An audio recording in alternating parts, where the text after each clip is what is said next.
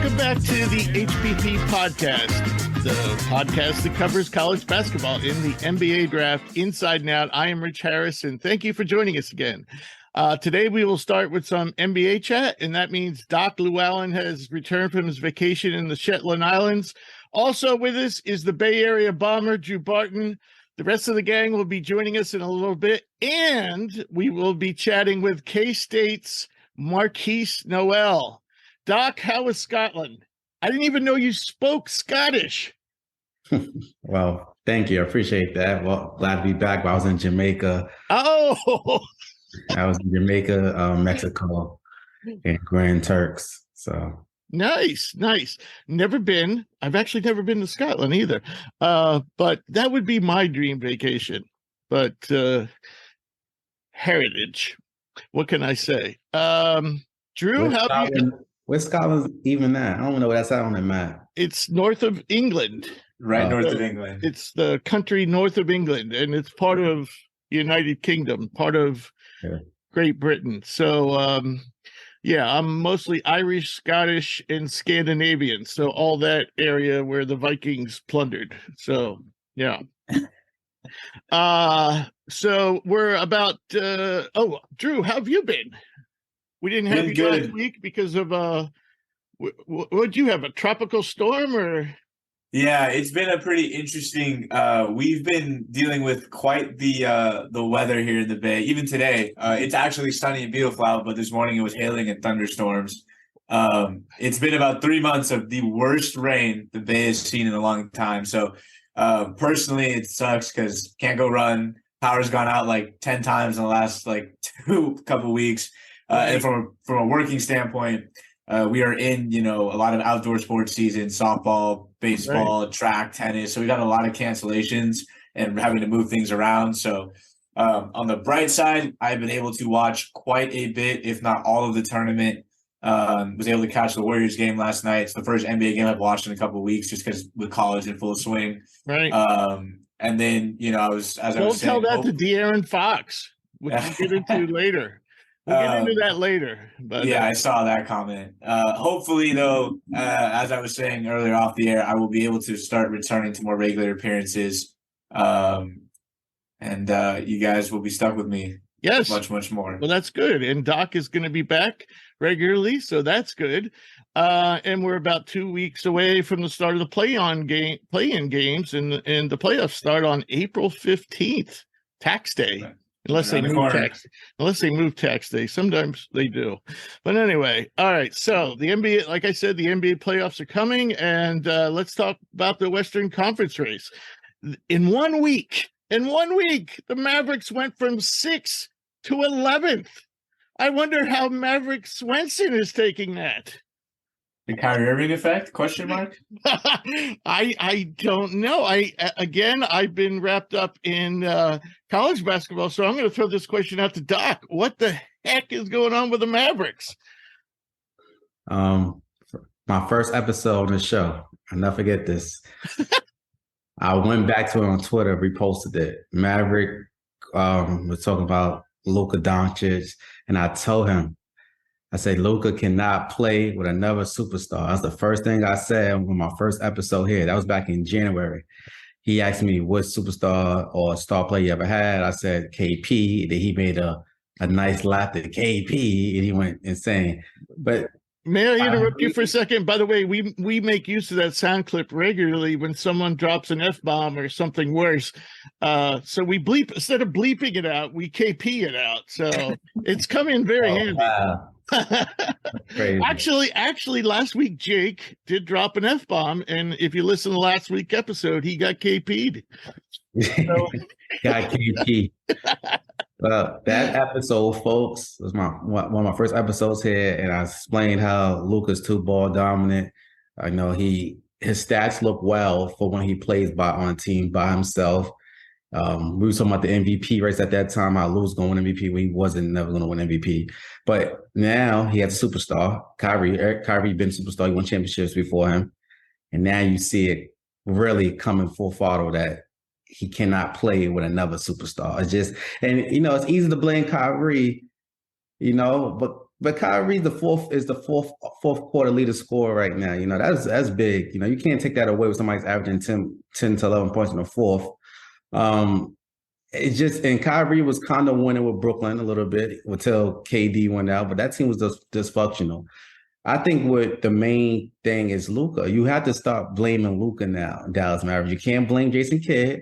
You can't blame Mark Cuban. Mark Cuban went and got Kyrie. You got to start blaming Luka. I've been saying this. Or you could blame, I mean, you could just say the roster's just terribly built. How about that? But the roster was terribly built when it was fourth seed, and Maverick was bragging about them being fourth seed before they even got Kyrie. The roster was been bad this year when they got rid of Jalen Brunson. The roster, everybody before the Kyrie trade, when it happened, they said the team's going to be better now with Kyrie. Everybody can agree. Everybody has to agree that everybody thought the team was going to be better with Kyrie and Luka. Of course, I mean, I thought the team was going to be worse only because, you know, Kyrie, I don't think Luka can play another superstar, and they don't play any defense whatsoever. So I think you just got to blame Luka. Luka got to look in the mirror. He got to learn how to play with another star. He doesn't even play the same basketball anymore. That's why he says he doesn't have fun. He says the other day, last week, he said he doesn't have fun on the court anymore. The reason he doesn't have fun on the court anymore because he doesn't know how to defer to another star. See, that's a problem right there. You know, the only way you go in championships is playing with another star. You're not going to win being Luka and a bunch of guys. So I think. Well, I mean, I think those guys would have to be kind of like Detroit Piston-like. You know, I mean, you know, the Pistons had a lot of role players, and so I mean, I think Luka could have fit in with Ben Wallace and those guys. You know, I think he could, but I just looked up while you were talking. The Mavericks now rank 25th in the league in defense efficiency. 25th. That's a big part of Luka. He doesn't play defense. Right. Well, Kyrie's no defensive stopper either. Kyrie and nobody.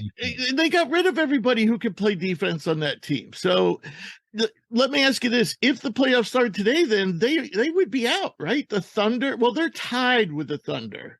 No, they would be out though. They wouldn't make the play in. No. Well, oh right, because it's 7, 8, 9, 10. Well, wait. But see, they have the same record as the Thunder, so I don't know. But they have the Mavericks behind the Thunder, even though they have the same record. So I assume the Thunder have whatever tiebreaker as it stands. Exactly. Yeah. Right. So they would be out if the play, and they're playing the Sixers tonight. So, which I'm recording as we speak. That's I can't argue with you there. The Nuggets are still holding on, and I see the Grizzlies are still holding on. Now, John Morant has been reinstated, correct? Yep, John's back. All right. And Sacramento, of course, is still hanging in there. You know, you look at this, though. I mean, really, everybody is around 500 from the Kings at 3rd all the way down to the Jazz at 12th. I mean, they're all within plus or minus 5 games of 500. That's pretty pathetic. I don't know, actually, I misspoke. Kings beside the Kings. So Denver, Memphis, Sacramento are the 3 teams that are well above 500, but from the Suns on down. Down all the way down to the Jazz. So the Jazz could still sneak in there. Of course, I'm rooting for the Jazz to make the playoffs because I said they would. So I do remember that. I also early in the season I did say the Kings were a playoff. I think I had the Kings in the playoff. Yeah, we'll have to go back. It's on the website because Mavericks summarized our whole Fearless Forecast episode for us. So we'll have to look back there. Our NBA playoff special, by the way, folks, is going to be what date? We picked the 10th, correct? We said? Yes, I believe the 10th. Monday, April 10th will be our NBA playoff episode. So hopefully that will be up Tuesday morning, the 11th. And we'll make our playoff predictions. So any other comments about the Western Conference? I mean, this is going to be like I've stepped away from the NBA the last few weeks, outside of my Golden State Warriors, but this is going to be a very interesting year because you're looking at a Phoenix Sun team that is at 4th right now, that's about to get a Kevin Durant back, and just hopefully with enough time for them to kind of gel and really get a few more games under their belt for the playoffs. The Clippers roster, we all feel like is loaded and is a team that my pick to win it all preseason. And I mean, the Warriors can't really string together a series, but I mean, it's still difficult to look up and down this and go, is there a team that you're confident could take these guys out quickly? I mean, I feel that they can make a series out against anybody. And even in the play-in game, I mean, the Lakers get healthy. You never know with the LeBron team. What about Zion? Where's his health at right now? He's gonna come back by the end of the season. Tom playing. So that could be pretty. That team could. I mean, at one point they were the 1 seed, right? I believe in the West. And at of one point, course, that team was the 1 seed. And of course, something happened on this show at the trade deadline that never happens on this show. We gave all kinds of compliments to the Lakers for their moves, and now the Lakers right now are set to play in the play-in game. Yeah, the Lakers. How do I say about the Lakers? They still got a long way. They got a long shot still. You know, now. Yeah, I would agree. Yeah, they're the 9th seed. So let's just say the Mavericks do get in as the 10th seed. You know, the Lakers will play the Mavericks and a play-in. That would be legendary. You know, everybody knows that. You got Kyrie playing against LeBron. You know, he's supposed to be a Laker. You got Luka. Let's see. That's where you really see what stars are going to be out that game. That's going to be a legendary game. Then you have the Timberwolves will probably play the Warriors, I guess, in the play-in. And, you know, you never know how that goes. You know, the play-in is going to be interesting. I think the play-in is the first step, and then we will see seeding. I want the Warriors to win and become 7th seed only because I want them to play the Memphis Grizzlies. I want to see that match. I love that. I would love to see the Suns go against the Clippers. I don't think the Suns will win that series, though, only because of chemistry issues. You know, when you play a team like the Clippers who's going to play defense, like they want to play defense, it's hard to beat that. It's going to be hard to beat that team without chemistry. Like, you know, KD could come in anywhere and play, but it's like, come on, you're going right into the playoffs against the Clippers. That's tough. That's not easy. I will pick the Suns if they had chemistry, but I don't know, playing the Clippers first round, that's going to be a great series though. But I would love to see Suns versus the Clippers. And then I would love to see LeBron James versus the Nuggets because I feel like that's an upset alert. Right. Yeah, I hear you. Let's move on to the Eastern Conference. And there's a little more differentiating there. And a lot of teams are well over 500. Even the Knicks are pretty well over 500 at the 5th seed right now. Cleveland is 4, Sixers are 3, Celtics are 2, and Bucks are 1.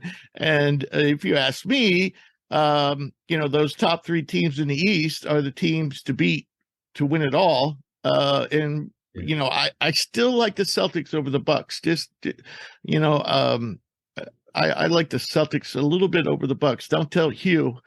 But yeah, and then you have the Nets that are still hanging in there. 5 games over 500. Heat 4 games over 500. Hawks exactly at 500. Raptors also. So the Raptors have turned it up since we last talked. So yeah, the Bulls right now would be the last team in the play-in game.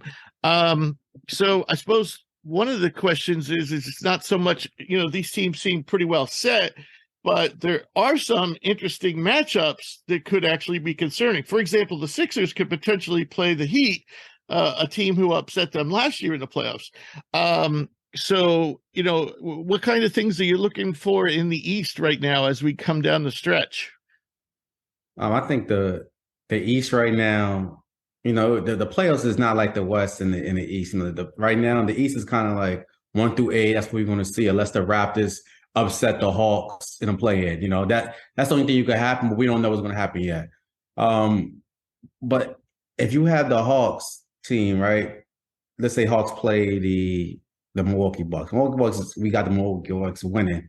But one injury in that series could change everything, you know, because the Hawks is a team that got potential, who we all thought was going to be better. You know, even on the AC, if you look at their roster, everybody thought they was going to be better than what they are when they got just DeJounte Murray. And DeJounte Murray played defense, the good point. And, you know, Trae Young gets hot.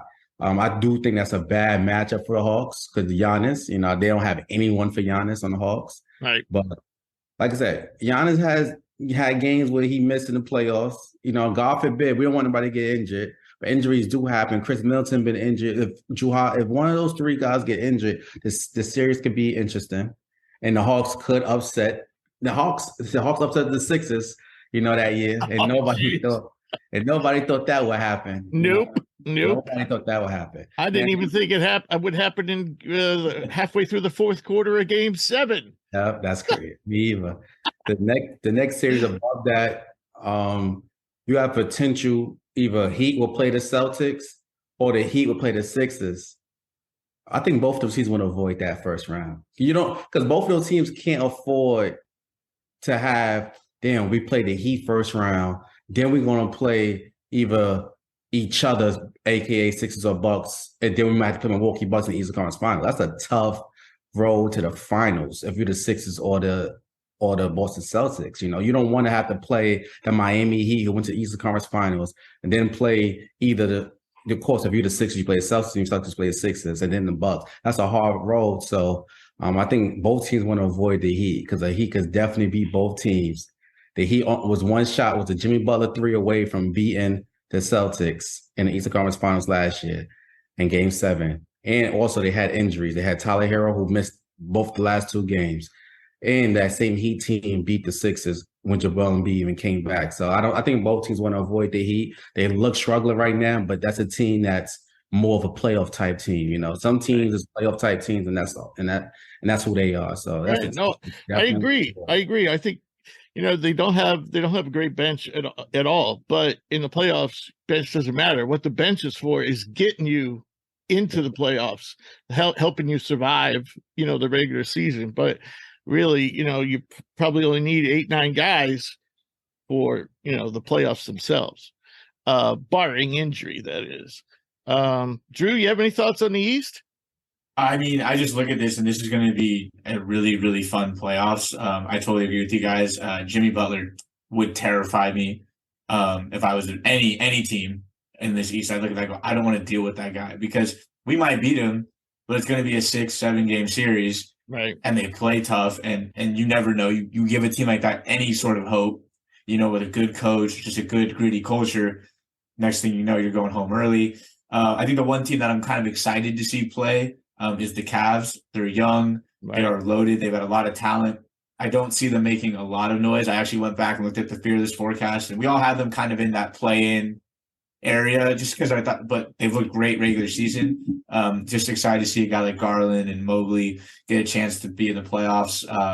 They'll be interesting. And then the Brooklyn Nets, I think the Brooklyn Nets, they're going to be I think they're overseeded, obviously. Right. And so I think that there's going to be a very good chance that if you match up with them, you're going to be feeling really good.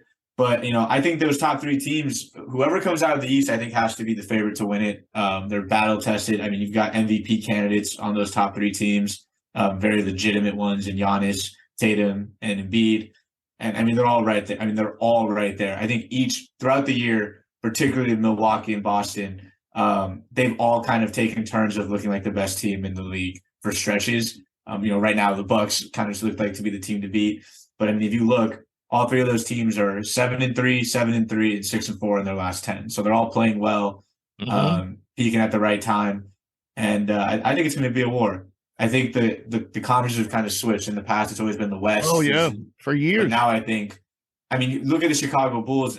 They're not a great team by any stretch, but they still have DeMar DeRozan. They won 7 out of their last 10. Yeah. I mean, do you want to play a first-round series against Zach LaVine, DeMar DeRozan, Nikola Vucevic? I mean, there's still talent there. Right. Raptors, same thing. Hawks, I mean, do you want to see Trae Young in the playoffs? Probably not. He's the type of guy that can win a game by himself if he goes nuclear. And then we talked about the Heat. So the West is going to be the East is going to be really exciting this year. And I think whoever comes out of it, if they come out healthy, has got to be the favorite to win it. This is a learning process for the Nets, and I think it's going to be interesting. They're going to probably, if they're smart, they're going to experiment to see what works, what won't work in the postseason. If they get lucky, maybe they win one round, and it's going to be a stepping stone for now a young team, and that will help them make decisions on what to do in free agency and what to do in the draft. And now they have they've regained some of their draft picks. So yeah, I agree. Cavaliers are going to be super interesting. And I'm also very interested in to see how the Nets perform with this new rebuilt roster that may be totally different next year. I really hope they've learned their lesson. I think there's pieces on this team. I think we're seeing. Oh yeah, I agree.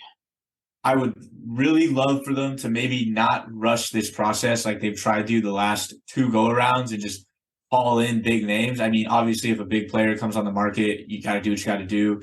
But like, you've got really good culture guys. You have guys that are ready to compete. I mean, they're 3-7. I get it. They haven't looked great, but I mean, that's what happens when you lose a Kyrie Irving and a Kevin Durant in the span of a week. Like, you're not going to be the same team. I really hope this franchise sees what they have. I hope they're competitive. I don't predict them to winning a series against any of these teams, and they build it. I don't want to say the right way, but maybe they really sit down and think long and hard before they try to just go sign the biggest name available and, learn the hard way again for the 3rd time. They're not going to ever learn. Worst, Josiah, Sean Marks, they don't know what they're doing. They horrible. I go to these Brooklyn Nets games. I got season tickets. I stopped it. Do you really? Yeah, this 10-year season tickets, me and my mother. Never. I was just at the Brooklyn Nets game. I posted it when they played the Cavaliers. Buzzer beater shot by forgot his name, but a guy had a buzzer beater shot from the Cavaliers. They don't know what they're doing. They lost. They have the team there. They have everything you could want in pieces. The coach, Zach Vaughn, don't know what he's doing. You got to get a new coach again. They got to get a new coach again. They don't know how to. Steve Nash is available. Steve Nash is horrible. They don't know. They need a coach for one. They need find a coach. They should have went and got Ime Udoka when they should have, but they were scared. They wanted to keep with Zach Vaughn. No, you should have just went and got Ime, and maybe KD and Kyrie would have stayed. It was. They have everything there. The Ben Simmons situation, right? Listen, I know Ben Simmons has been terrible. I stick up for my boy, but listen, he's been terrible. My thing is this: as a coach, you're more loyal to him than his mother. I know. My thing about the Ben situation is this: you can't go publicly and say, just as Zach Vaughn said, "Oh, I don't know how to play Ben Simmons." He had no strategy. He said, "I have no strategy for how to play Ben Simmons. I don't know what his role can be on the court." And all this other nonsense he said, but 2 other coaches learned how to use Ben, 2 other coaches. Everybody on social media said Ben Simmons was trash when he's with the Sixers. Now, this is him really being trash. Like, this is him really looking bad and trash because the coach don't know how to utilize him. He's yet to put him at the point guard position. If you don't put him at point guard, instead of having Spencer Dinwiddie at point guard, because Spencer Dinwiddie is really more like a 2. He is. To play point guard with the team, how the team's constructed today, the team as a team would be way better. They don't have a point guard on a basketball court. They don't have a backup point guard. They just have a bunch of scorers on a team. Right. Even Patty Mills is always been a shoot first point guard. They got Cam Thomas on a bench now. Shoot first point guard, if you want to even call him a point guard. Steph Curry on your bench. You got Joe Harris. You don't have no true point guard, and that's what Ben Simmons came in. But right, for some reason, the coach don't see the value in that. I don't care if Ben Simmons will score. If he gives me 15 assists, 12 assists, the team overall is going to be better because they have no point guard. They lose every game by like 5 points because they can't close. They don't know how to close. They just have Mikal Bridges go one-on-one. He's not a one-on-one type player. He's more of a catch and shoot knockdown. That's what you need. Ben Simmons. Yeah, he's always been that way too. All right, before you go, Doc, I gotta get your opinion on this because it's only fair to the association. Our staff basically, I guess we can't count Hugh, so we got 9 guys that contribute to the site or the show off and on. And out of those 9, I would say you're probably the only one who definitely favors the NBA over college basketball. And I would say there's probably at least 6 of us who definitely favor college basketball over the NBA. So I don't know if you saw what De'Aaron Fox said, but I just wanted to get your thoughts on it. And do you know what he said? About the college basketball. Yeah, he said he couldn't stand watching it and blah, blah, blah. I just don't know why he would trash. I mean, he played college basketball and, And one of the things he said was he talked about the shooting being awful. He should talk. He couldn't shoot he couldn't put a ball in the ocean if he was standing, on a yacht in the middle of the Black Sea. He couldn't put it. He couldn't shoot worth a damn at Kentucky. So I just was curious what your thoughts are about that. Yeah, I think he was being a little too harsh on that. I think he probably says that because his Kentucky coach is no longer there, correct? And no, Calipari's his coach is there, but maybe they asked him right after they had just lost. Oh, okay. I mean, they've been underachieving for about 4 straight years. Almost 6 years have been really. If you really look at it, it's been like almost 6. Well, I will say this: I feel like the women's tournament has been better than the men's tournament this year. I do feel like that. The women's tournament I've been watching it. I love the women's tournament. I've been watching it since day one. Right. The men's tournament it's still what it always been. I think he's more looking at there's no name brand players as it used to be. Like, it used to be like that's because they all skip out before. Yeah. I think that's what he should have said. I think he looked at it like he hasn't been keeping up with it like other people like me because there's no. Like Wembanyama is not there, and we know Wembanyama gonna be number 1 pick, but usually we know the number 1 pick plays college basketball. But now times is changing. There's no and Scoot Henderson was in the G League. Exactly. There's no really, and we know about Brandon Miller now, but Brandon Miller wasn't big name in the beginning of the season. And he was awful. And he was awful in the tournament. Awful. Oh my God, he was dreadful. Exactly. So, and the biggest name, honestly, probably was Markquis Nowell, and he might not. We don't know, and he might go second round or undrafted, so we don't know yet. But I think that's what he more meant. It hasn't been the big names. Has been high like Caleb Love. Is not what we thought he was going to be coming out. So it's like, there's no big names this year. So I think that's what he more meant. There are a few big names. I mean, Drew Timme, Zach Edey, but most of them are bigs. Beside Markquis Nowell. I mean, there weren't a lot of dynamic players on the best teams. And like San Diego State, I must admit, they're not the most fun team to watch, and they're in the Final Four. Yeah. I mean, they just kind of they're like the old Pistons. They just bang on you the whole time, Punch in the mouth, man. That's right. Play. And remember, Fox is on an NBA schedule, so he doesn't watch college basketball. So he's only going to watch the players that he knows. But since he don't know nobody, so that's why he probably watched one little game, like I said, San Diego State versus Purdue, and something like that. And he said, "This is whack." That's probably what happened, honestly. And it's no big names. There's no big names for Drew Timme. I don't like Drew Timme. Y'all like him? I don't like Drew Timme at all. That's like Drew Barton looks at Drew Timme like you look at Ben Simmons. I die on the Drew Timme hill. Like, I am a realist in terms of NBA fit, but and Rich, I guess you'll I'll answer this question when we get to the college segment. But I think it boils down to me.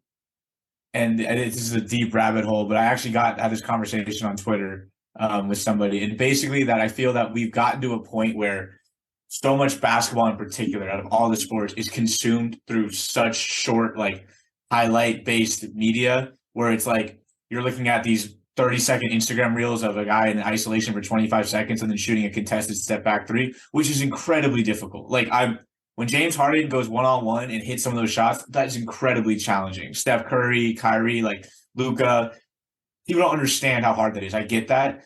But there's so much more to the game of basketball that the NBA basically doesn't touch anymore. It's just shifted away from. And that you get to college and like things like coaching and defense and just there's small things that matter more holistically to the game. The holistic game of basketball is more on display in college. Right. Or in the NBA, you have such great individuals. And your average Joe can relate to that game. Your average Joe can relate to it because there's not as many dunks, there's not as many spectacular plays, and you see a guy like Markquis Nowell, who's basically my height, and he goes out there. He dominates. Right. He's a force. It's hard. I mean, the Drew Timme comment, knife through the heart. I love the guy. I think he's a hell of a personality, and I think. He goes overseas. He can go be one of the best players in any league overseas.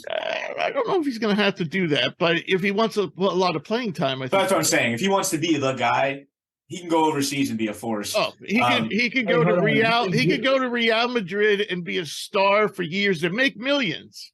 Wait, hold on. Wait, come on. Y'all think he's gonna get drafted? He's not getting drafted. No, I don't. He's not on our draft board. He's like in the 70s. Okay. So no, I don't. But I do think what I just said, he could go to Real Madrid, become a millionaire, a multimillionaire, and be one of the best players in their franchise. Be one of the best players in Europe. Because first of all, that the European game much more resembles the college game. Yes. Than it does. But here's one thing I want to say to De'Aaron Fox. Has he ever watched a G League game? You want to talk about unwatchable? That's unwatchable. I never watched G League. I don't think it's horrible. It's horrible. It's actually I mean, and it's because it's guys trying to emulate the NBA style of play that aren't good enough. Aren't as good at it. That's right? The problem. Like you have guys trying to, and there's gems. There's guys who go down. Like there are gems, but like you're watching guys who are trying to play like Steph Curry when the reality is there's maybe 10 guys on the planet who can play like Steph, and all of them are NBA All-Stars.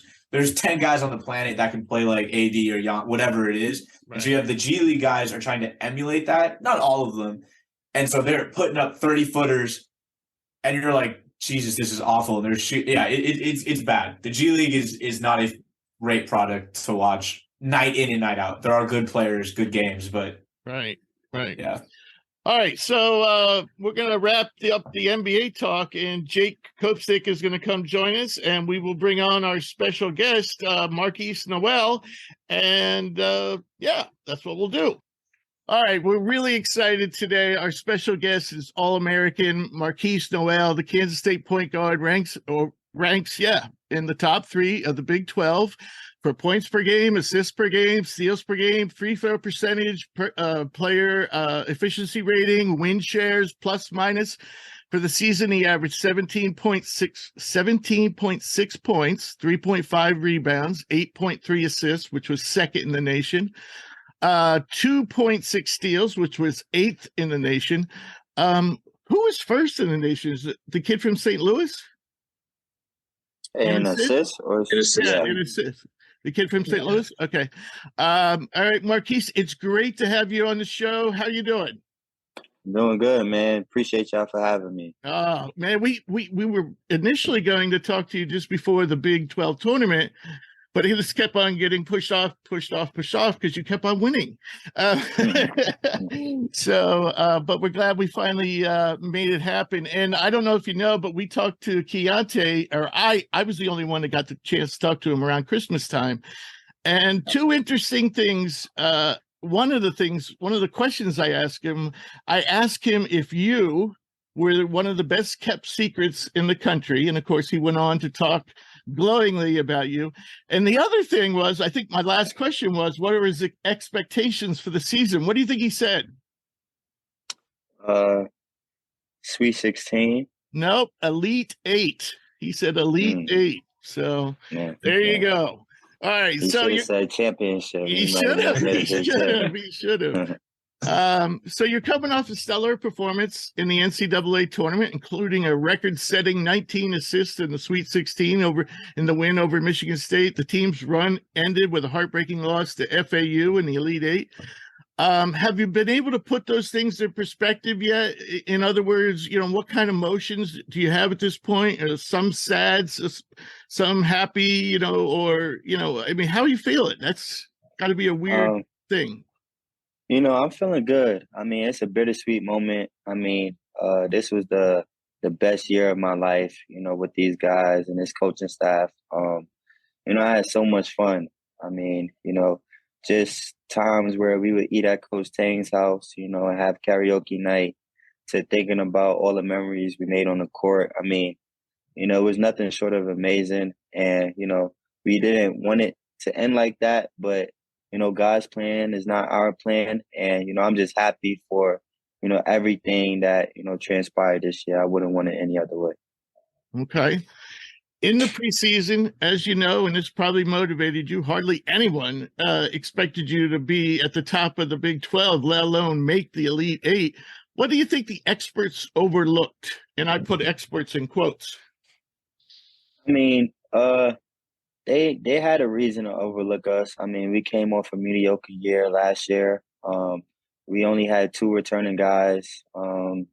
Me and myself. I mean, Ishmael, myself, and we didn't have much. So they had all the right to doubt, whether the chemistry was going to be there, whether Coach Tang, was going to, be the coach of the year.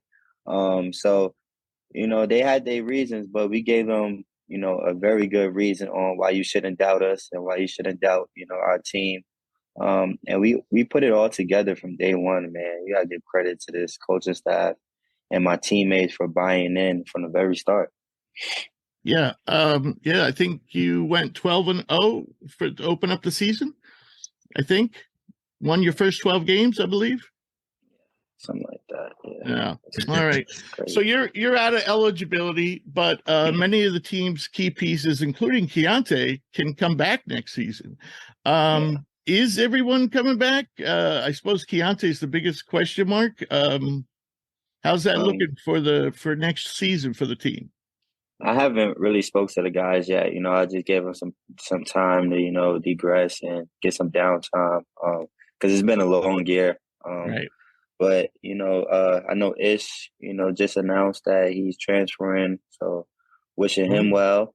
And I don't know what's going on with Keontae just yet. I mean, he does have another year, but, just his ceiling and his skill set, is above, the college level. So, right. I think he would test the NBA waters. But, if they do decide to come back, I mean, man, K-State is looking at some really good things in the future. Right. I'm going to pass you over to Jake for a couple questions. Hey, Markquis. Nice to meet you. Thank you for coming on with us. I wanted to ask you, so obviously you go to Kansas State in Manhattan, Kansas, known as the Little Apple. You guys actually have a lot of guys from New York City, the Big Apple on your team. So I think Mitch was kind of saying, now that your season's over, but for guys like you, Ismail Massoud, Naquan Tomlin, Tyke Green, all New York City guys, how rewarding was it for you to play in Madison Square Garden, play in front of your friends and family? Your brother, they mic'd him up. He was a superstar, was in the crowd, getting the hype. How rewarding was that to play in front of your friends and your family? Man, it was a blessing. I mean, it was a dream come true. God answered my prayers for, playing in the Garden. And it was just electric in there, man. You just had to be there. You had to feel the intensity. You had to feel the environment. And, a lot of my friends and family, were there. And I just wanted to do, right by them. They haven't seen me play since I was a kid, probably in middle school. So coming back home was just, a blessing. And I just tried to do my best. And, my best was 19 assists. So I'd say it's not too bad. Yeah. So pretend that I'm a prospective basketball recruit. So you got to pretend pretty hard if you're looking at me. But if pretend like I got a K-State, I got other big time schools looking at me. What would your sales pitch for me be to go play for the Wildcats, to go play for Coach Tang? How would you convince me to do it? Like, man, if you want to win, come play over here. I mean, it's as simple as that. We got a winning culture here. You have a head coach who believes in his players, who loves his players, and wants the best for his players. So that's not much of a sales pitch. That's just what it is. I mean, K-State has the best fans in the country, and teams are afraid when they come here. So I mean, the love is here, the culture is here, the passion is here. And the foundation is here, and that's what this group of guys did. We laid the foundation so that the next generation could supersede and blow this thing out of proportion. Yeah, no, you're 100% right. I think when Coach can recruit more, and not to take anything away from you guys, but when he can actually recruit, he to bring in so many transfers, I think he's going to knock it out of the park, and you guys are definitely here to stay, and it was you guys that did that. So my last question for you, a little more fun. Everybody saw you guys in the locker room pregame, vibing out to Low Down by Lil Baby, playing loose. Even in huge games, you guys were so loose. It never seemed like you were too afraid of the moment you came out with bitters. You guys always seemed like you were so loose. So how did "Low Down" by Lil Baby become your pregame song? So me and Naquan, like, Naquan is in charge of the aux, really, because he creates the clapping and everything. So, Lowdown came on, and we looked at each other. We like, I like this. Keep this song. So it kept going, and Coach Tang had just walked in the locker room, and he was like, okay, he's like, I like this. So he started dancing, and then we just created the clap, and man, the rest is history. Yeah, I mean, it was that was one of my favorite things through the tournament, seeing you guys jam out pregame, and you were, like I said, you went out there loose. You never were tight, never had jitters. You always went out there, and you guys seemed like you were loose. So thank you for everything. I'm going to pass you over to Drew. Appreciate that. Markquis, man, thank you so much for taking the time. I mean, honestly, I speak for all of us. We had a blast watching you guys play. I had you guys making a Final Four run. I mean, congrats on a hell of a year, man. My first question is kind of related to, your play on the court. In basketball culture, we focus so much on scoring and, what moves guys have in their bag and all that. You just put on a passing clinic through this tournament, man. What does it mean to you being a playmaker of this caliber? And, how have you honed your craft? I mean, you've been a great passer your entire college career, but how have you spent the years, getting better and better to the point where, I mean, you made passing fun again, man. I was tweeting that out, like, it's not just about putting the ball in the bucket, man. Being a playmaker is where it's at too. So what does that mean to you? Man, passing, I feel like passing is a lost art. I mean, I study the great ones, like Magic Johnson, Stephen Curry, Isaiah Thomas, and all those guys, knew how to get their teammates involved. And I have to give a lot of credit to Coach Perry, man. I studied film with him, hours and hours. On road trips, home. He helped me a lot with my game. And, he created a stat for me early in the season that whenever I get 7 or more assists, we win and the team looks, so much better. And I play more efficiently and, we just have that fun. So once I understood that stat, I started to look for guys more often in the beginning of the game. So that, they could get flowing and they could, have more energy on the offensive and defensive end. And I always knew my points was going to come, somehow, some way. I know how to put the ball in the hoop, so that was never a problem. So I just, focus more on the passing end. I mean, I'm from New York, so I play with that flash and I like passing.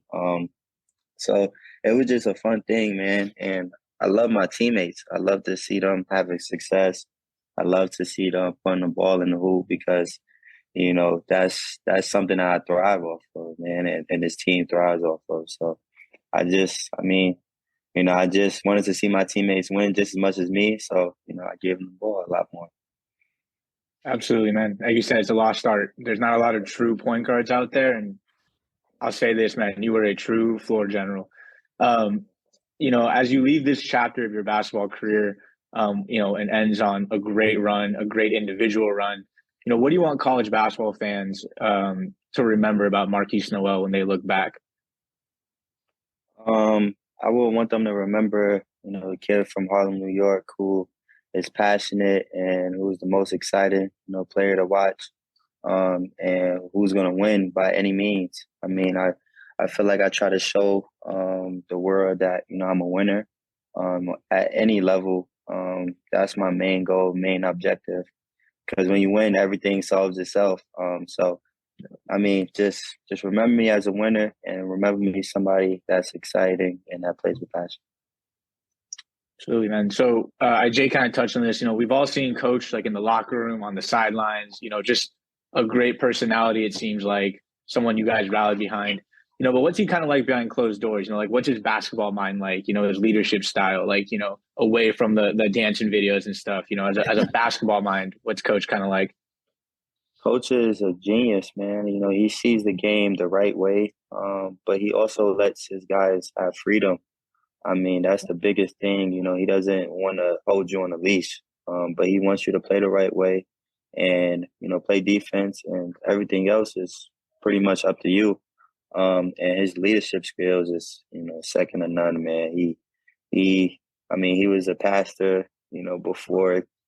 So his way of coaching is more a godly side, and he just, you know, does everything with love, man. And that's why, you know, he has so much success, you know, on his path, because everything that he does is the right way, and it's with love. And, you know, he believes in God and has a strong faith. So, man, that guy is different, man. I love him. I wanted to win the Final Four for him more than anybody, more than myself, more than my family, because of, you know, how much he really meant to me. Yeah, man. I mean, you guys are in good hands. You can just kind of see it, how quickly you guys started to gel. Like Jake said, you gave him time to recruit and build a culture with guys that he's going to have for 3-4 years. Let's just say the Jayhawks might not be running Kansas forever, man. It's gonna be fun. Those rivalries are gonna be fun down the line. Yeah. Most definitely. But I'm a big Coach Tang fan, man. I'm gonna pass you over to Doc. Thank you. Markquis, how you doing? I was born and raised in Harlem, New York. Really? I was born and raised in Harlem, New York, also 139th and Lenox. You know, when I first heard about you, Morley, I went to Carnegie High School. Morley, Jamal Smith, the Gauchos, he told me about you, and Rose told me about you from Millbank. So I said, let me go check you out. I saw you play at Marcus Garvey Park in some tournament around there for the first time. I was like, okay, you shooting from deep back then. Mm-hmm. You was playing like how Trae Young played today. So now, then I went to your Instagram. I saw you call yourself Mr. New York City. Then you had a little beef going on with another basketball player who everybody else thought was supposed to be the New York City at the time. You know, he had a lot of fame. Now it turns out, Future, look at you now, and, you know, he's still balling out, but, you know, different college careers. Do you think you live up to that name now, Mr. NYC? I mean, you know, it's I named myself Mr. NYC. Well, somebody named it for me. It kind of stuck with me because of, you know, it was a way of motivating myself and always staying motivated, because I wanted to be the best point guard that ever came out of NYC. So I'm like, man, I'm going to name myself Mr. NYC. And, you know, in the long run, I always looked at it, you know, for future tense. You know, at that moment, I wasn't Mr. NYC. I wasn't the hottest thing, you know, in New York, but I always knew that, you know, there come a point in time where I'll be the best point guard and best player to come out of NYC. I mean, that's being written right now. You're not going to stamp it. Nah, man. I mean, there's a lot of great ones that came out, man. So we got Stephon Marbury that did some legendary things, Lance Stevenson, Isaiah Whitehead. So I got some work to do, man. But I'm definitely, you know, up there with them, and, you know, people notice me for that. Appreciate that. So you started off at Little Rock, transferred to K-State. You know, you had the COVID year. That was a setback. Leading up to your senior year, you spoke about earlier how it was only you and another Ishmael left going into your senior year. What was your mindset? Like, I know you see Ben Simmons, he's going through a lot of mental health stuff. Did you ever, like, doubt yourself at one moment leading up to the senior year? Because this year was miraculous. So was it ever a point where it was like, damn, like you was down, or any time in your career where you was just down and didn't know what your future would be like? Leading up to my senior year, man, I had no doubts, man. And it's crazy to say because it was only 2 people on the roster. I mean, now looking back at it, you know, it was really crazy faith. But, you know, my mindset was whenever the new coach came, I was going to be the leader for the new group of guys that came in before me, because I've been in K-State and I know what the culture is, and I kind of know what it took to get to that next level. So, you know, I just wanted to be in a leadership role, and each and every day, you know, I was trying to be the best version of myself so that, you know, when we do get a full roster, I was going to be able to lead the right way. And, you know, it just so happened, you know, that, you know, the reality really was kicked in and it played out that way. But, you know, man, I was just so thankful and so grateful for the opportunity that Coach Tang gave me and how much he believed in me from day one. Summer League draft days coming up. I don't know if you declared for the draft yet, or you know we're going to, but NBA is a different style game than college basketball. What do you feel? You know, if you was to go on any team right now, What type of play would it be getting? What type of role do you think that you could fit in? You know, you're not probably gonna have the same role you had at K-State. Your role is gonna be different, but where do you feel like you could fit in come October for an NBA team? I mean, I have a winning mindset, so wherever I go, I'm gonna bring that. And I know that nothing will be given to me at the next level, and nor do I want it to be given to me. But I'm gonna come in and work my tail off. I'll probably be, backup PG. And I'm gonna compete every day in practice. I mean, like my life depends on it. I'm not trying to just, get to the NBA and stop and just, be satisfied. I'm trying to be like one of the great ones. I'm trying to build my legacy in the NBA, and I want to be a Hall of Famer. So it's just deeper than getting there. I want to get there, stay there, feed my family, and make a name for myself. So my kids could be proud, of their dad one day. Appreciate that. And you should have went to Cardinal Hayes, man. I don't know why you went to Bishop Locker. Supposed to go to Hayes. You live in Harlem. Bicycle's down. You should have went to Cardinal Hayes. Man. How you go to Brooklyn? Lockman world, man, for life. So Markquis, what's next? In terms of, I suppose you got to find an agent, or maybe you've already done that. Do you have to wait? Are you graduate? Are you going to graduate this May or? For me, I already graduated. But I'm looking, to further my career at the next level, the NBA level. So I'm still trying to figure all of that stuff out now. But God willingly, June 23rd, 2023, approximately 9:15 p.m. I'll be drafted, at the Barclays. And I will get my chance there, and I'm gonna work my tail off like I always do. It's uncommon for a player under 6 feet to stick in the NBA. All right, we all know that, and I know you've sought advice from either former pros and current pros. What kind of things have they told you to give you encouragement that you can make it in the NBA at under 6 feet tall? I mean, you got to be a dog. That's what they always, talk about. I mean, the great ones love the most competitive, players out there, because they know that you're going to lay it all out on the floor every single day, every single game. And, and you have to play defense. I mean, that's one thing, that's also a lost art. Not many guys take pride on playing defense. So if I could just come in my first year, play defense, and create havoc, so be it. But I just want a chance on that NBA floor so that, I could show my gifts and my talents that, God gave me. I will say this. There are certain, I've been watching the NCAA tournament before you were born, young man. And there are certain years, there are certain people who put on performances that you just don't forget. Steph Curry comes to mind. David Robinson comes to mind. David Thompson was probably the first Final Four I can remember. And you're going to be in that group, in my mind.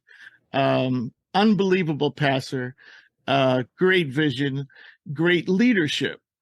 So having said that, I got to ask you about one pass, which you've probably answered the question already a million times before.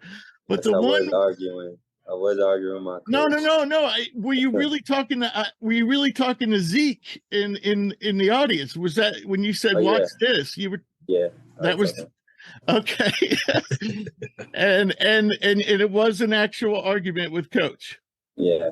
That was fantastic. He wanted to. So first, Monty Cleaves, I think that's his name. Yeah. He was sitting beside Isaiah Thomas, and he was rooting for Michigan State the whole game.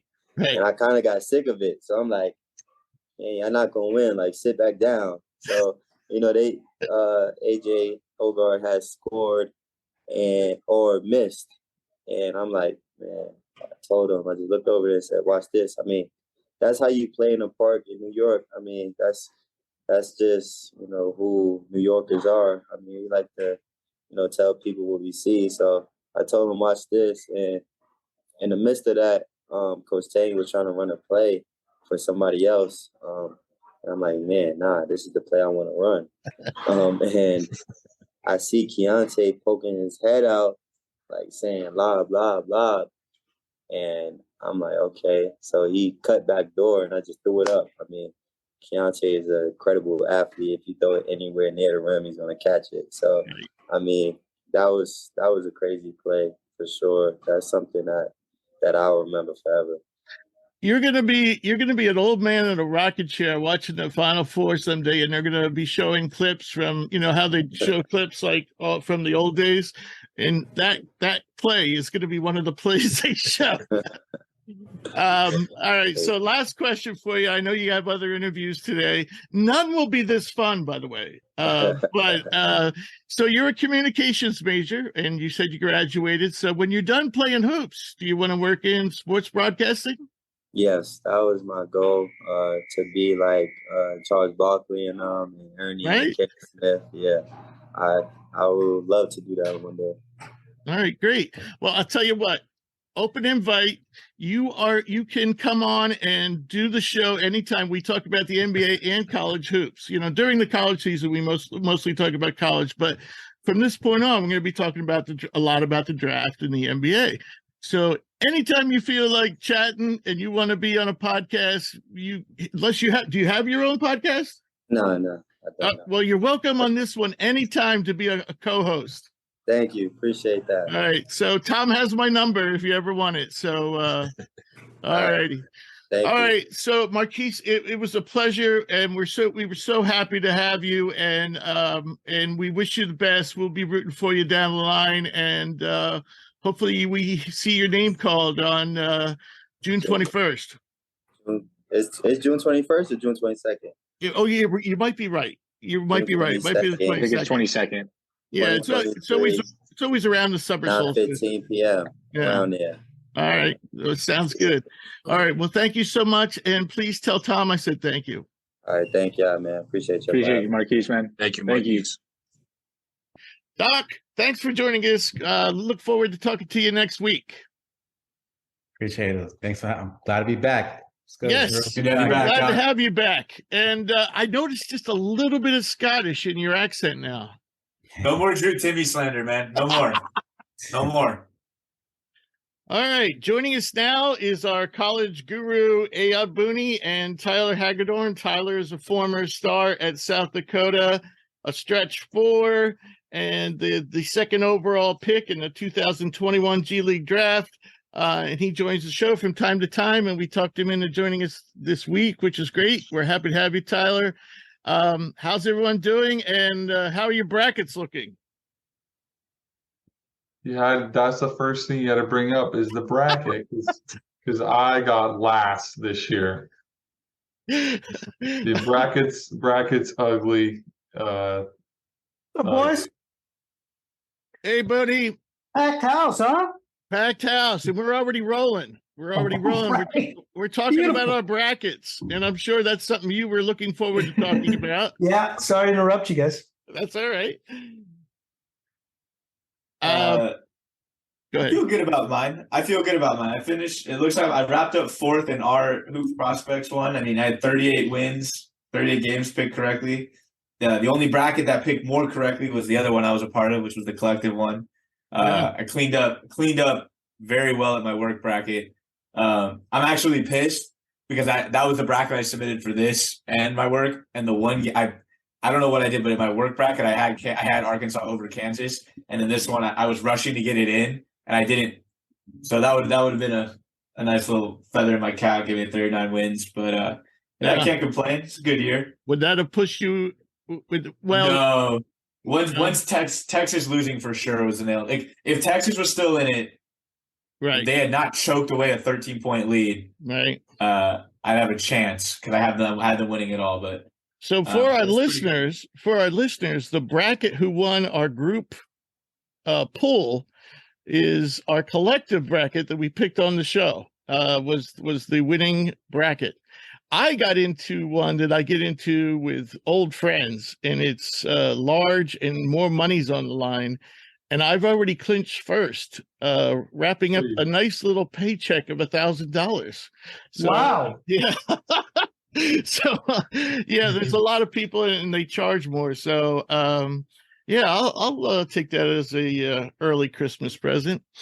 So, before diving into the college notebook, I wanted to ask Tyler a couple of things since we haven't talked to him in a while. The G League season, is wrapping up. So what's next for you, Tyler? What do you think's what's going on? What are you thinking going to be coming up next year? Are you good? I know you played 3-on-3 for a while. Oh yeah. That's I didn't know that you knew that actually, but We talked about it for a while. Yeah, we did. Okay, yeah. Well, yeah, it's kind of the life.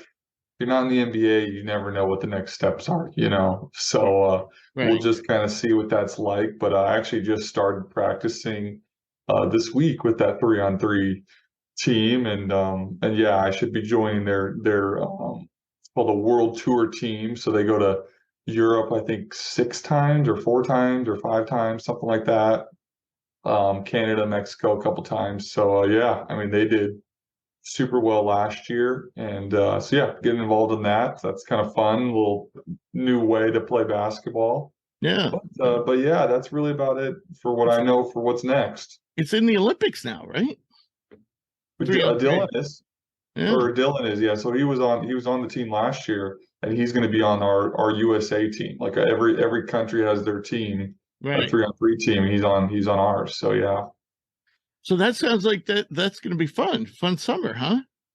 For him, yeah. I mean, but I mean, aren't you going to be traveling to all those places you said?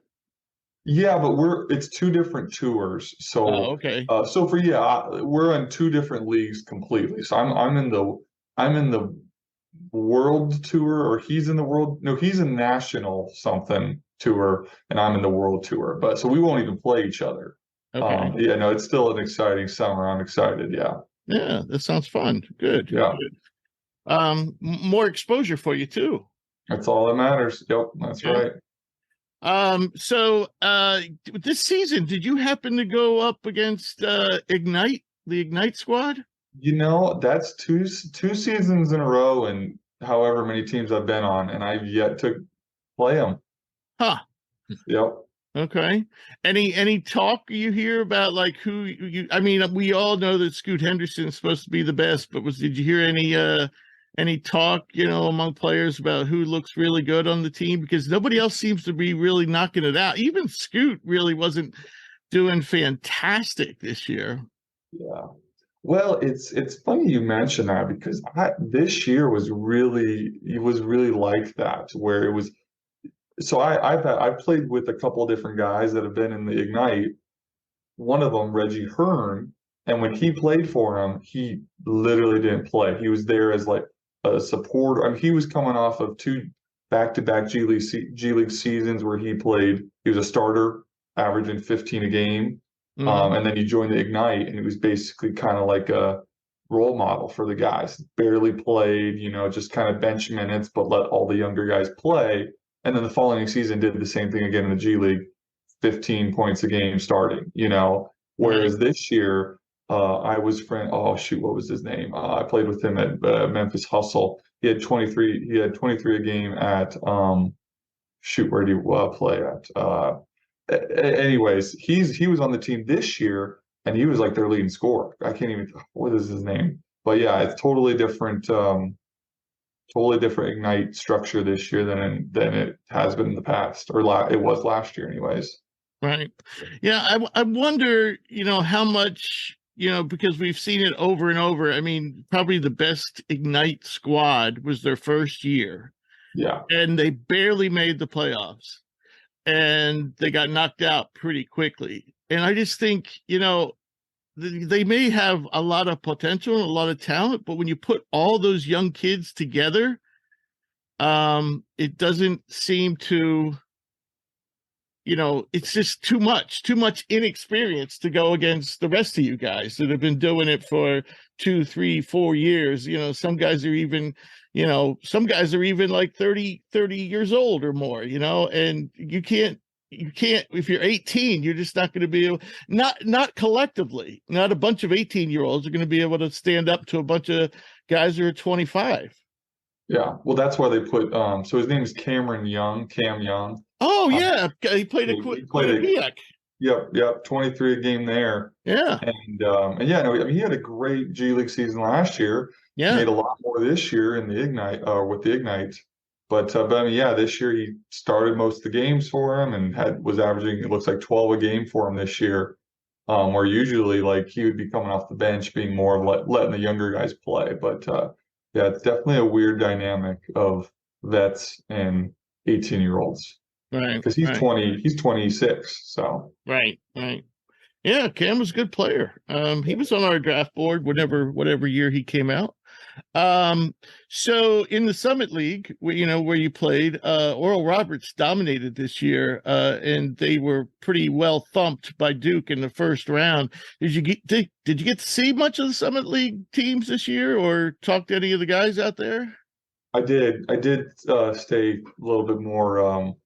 I kept track of them a little bit more this year because Eric Peterson was my coach, he was an assistant coach for 3 years when I was there, and now he just took the job there this year. So it was his first year this year with South Dakota. So I did keep a little bit more tabs of USD. Hasn't changed, or not USD, of the Summit League hasn't changed. Scoring, it's a scoring league, and Oral Roberts got that transfer, that 7'5" guy. Yeah, and I mean, I don't know if a team came in within 10 points of them this year. I mean, they won the conference title game in the tournament by like 35, and North Dakota State was clearly the second best team in the league. Right. And Oral Roberts was super, super good. And then there was, I mean, you know how it is. 2 through 7 were all a game apart this year. Right. Did you happen to catch Grant Nelson of North Dakota State at all? What do you think about him? I think he's got a chance. He's a freshman, he's young, but I saw some highlights of him and some of the way he moves and is able to dribble at 6'11". He's got a chance. There's no doubt about it. Yeah. We talked about him in our stock report. I don't know, maybe about a month ago, and some of us love him. Some of us are, because if you watch the highlights, you'll be wowed, because he does have a lot of wow plays. Yeah. But if you watch consistently, those plays, there's a lot of space in between them. Mm-hmm.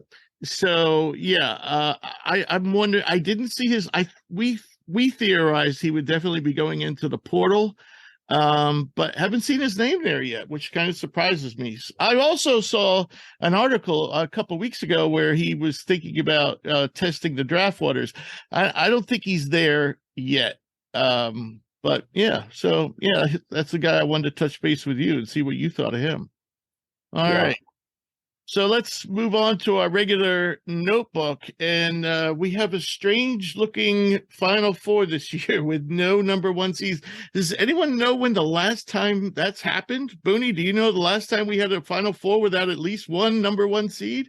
It's never. I don't know. I think what you were about to say is right.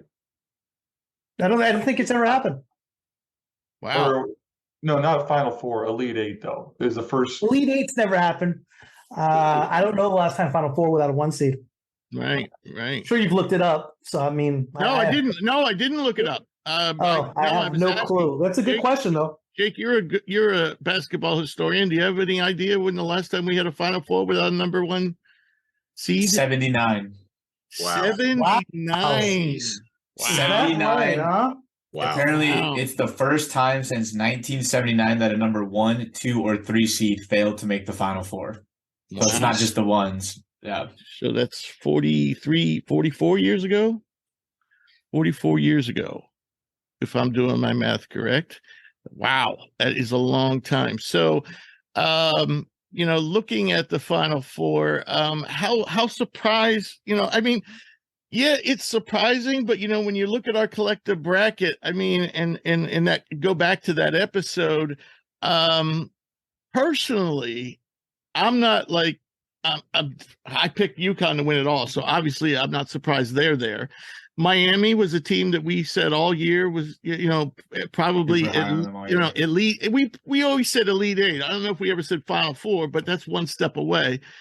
Florida Atlantic is a surprise, but when you look at their path, it's not so surprising.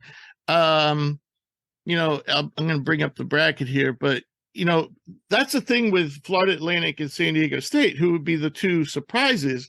But if you look, let's just talk about San Diego State first. Both of these teams, had some favors done for them. For example, Furman knocked off Virginia for San Diego State. Okay, so now they beat Alabama, but then they face Creighton. Now we liked Creighton to get that far, but on the other hand, the people who picked the bracket had Arizona and Baylor much higher seeds than Creighton. So you could say that, that they kind of got a break, that they didn't have to face those teams either. So, and of course, the win over Creighton was somewhat controversial. I don't know. What did you guys think about that foul late in the game that gave San Diego State the win? I didn't like it at all. I didn't like that foul call at all. I mean, by the letters of the law, yeah, he got him. I just, I didn't like the call. Not at that stage. I didn't think there was enough to make that call. Guys, what do you think? I agree. Here's the thing. I don't like that it ended a great game like that, but unfortunately, it was a foul. He put his hand on his hip, he displaced Trammell a little bit. The shot was short. Yeah. Unfortunately, it's a foul that has to be called. It's just a shame to see a game end. It was almost like what happened in the Super Bowl. What happened to Bradbury tug on Juju's jersey? Yeah, unfortunately, it was a penalty. You just hate to see a close game ending like that. I don't think there's any controversy, though. Anybody's really talking too much about it if he doesn't blow the whistle versus when he does. That's my only kind of point to it. Now, do you want to make a determination that way? Probably not. I think you're right. Letters of the law, it is a foul. But like I said, there was probably a lot worse in that game. Well, that's what Jay Wright, after the game, that's what he had to say. He said the problem he had with it was that the game wasn't called that way the whole time. And I don't know. I mean, it definitely was a foul. I didn't really have a problem with the officiating. I don't remember having a problem with the officiating in that game. So yeah, I mean, obviously, being friends with Baylor Shireman, I was definitely pulling for Creighton, but and I was sad to see him lose, but I really think he got to blow the whistle. I don't, I know coaches always say that, you have to be consistent. And so what Jay Wright's saying, if you didn't call it in the first half, or if you didn't call it in the early in the second half, then you can't call it then. And I kind of get that, but you should be calling them all the time.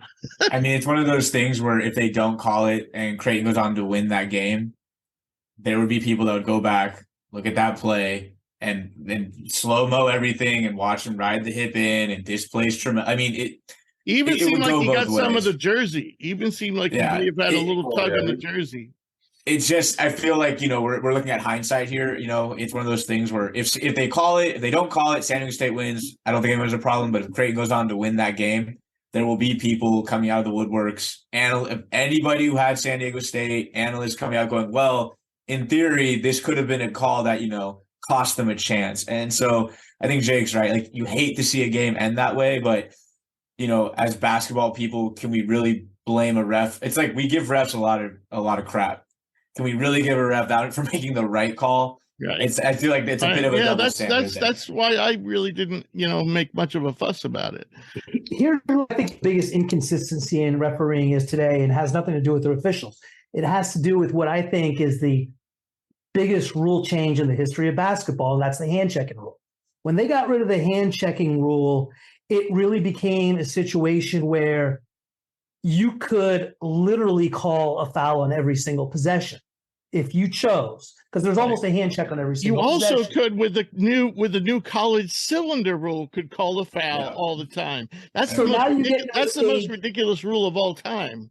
Now you get in a stage down the stretch in a game where, you take my idea of it's like, hey, you don't want to make that decision as far as making a call and deciding a game that way. But at the same time, is that a foul? Yeah.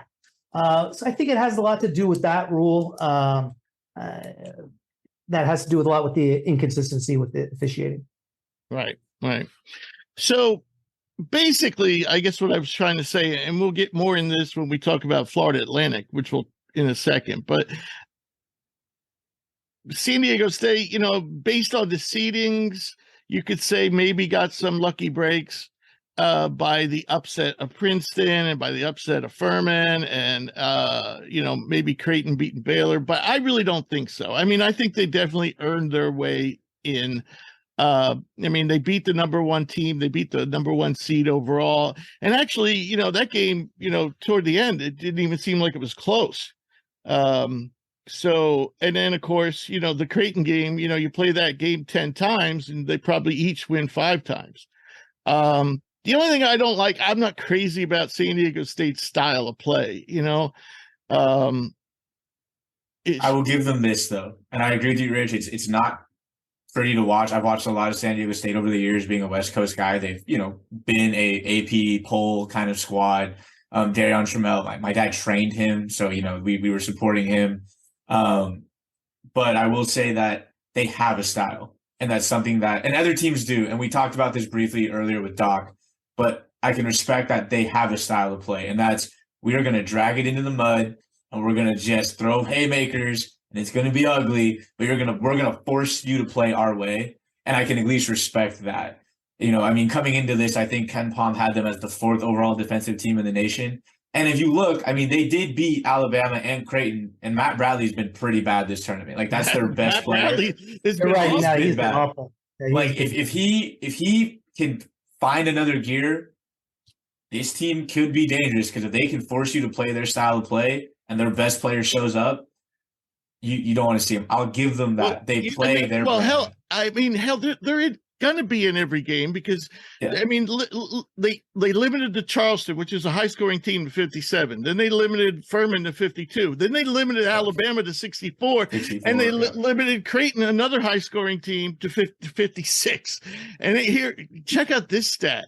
Creighton and Alabama combined to shoot 5 of 44 from 3-point range. So what do we make of Alabama losing to San Diego State? Yay, justice. Other than that, I don't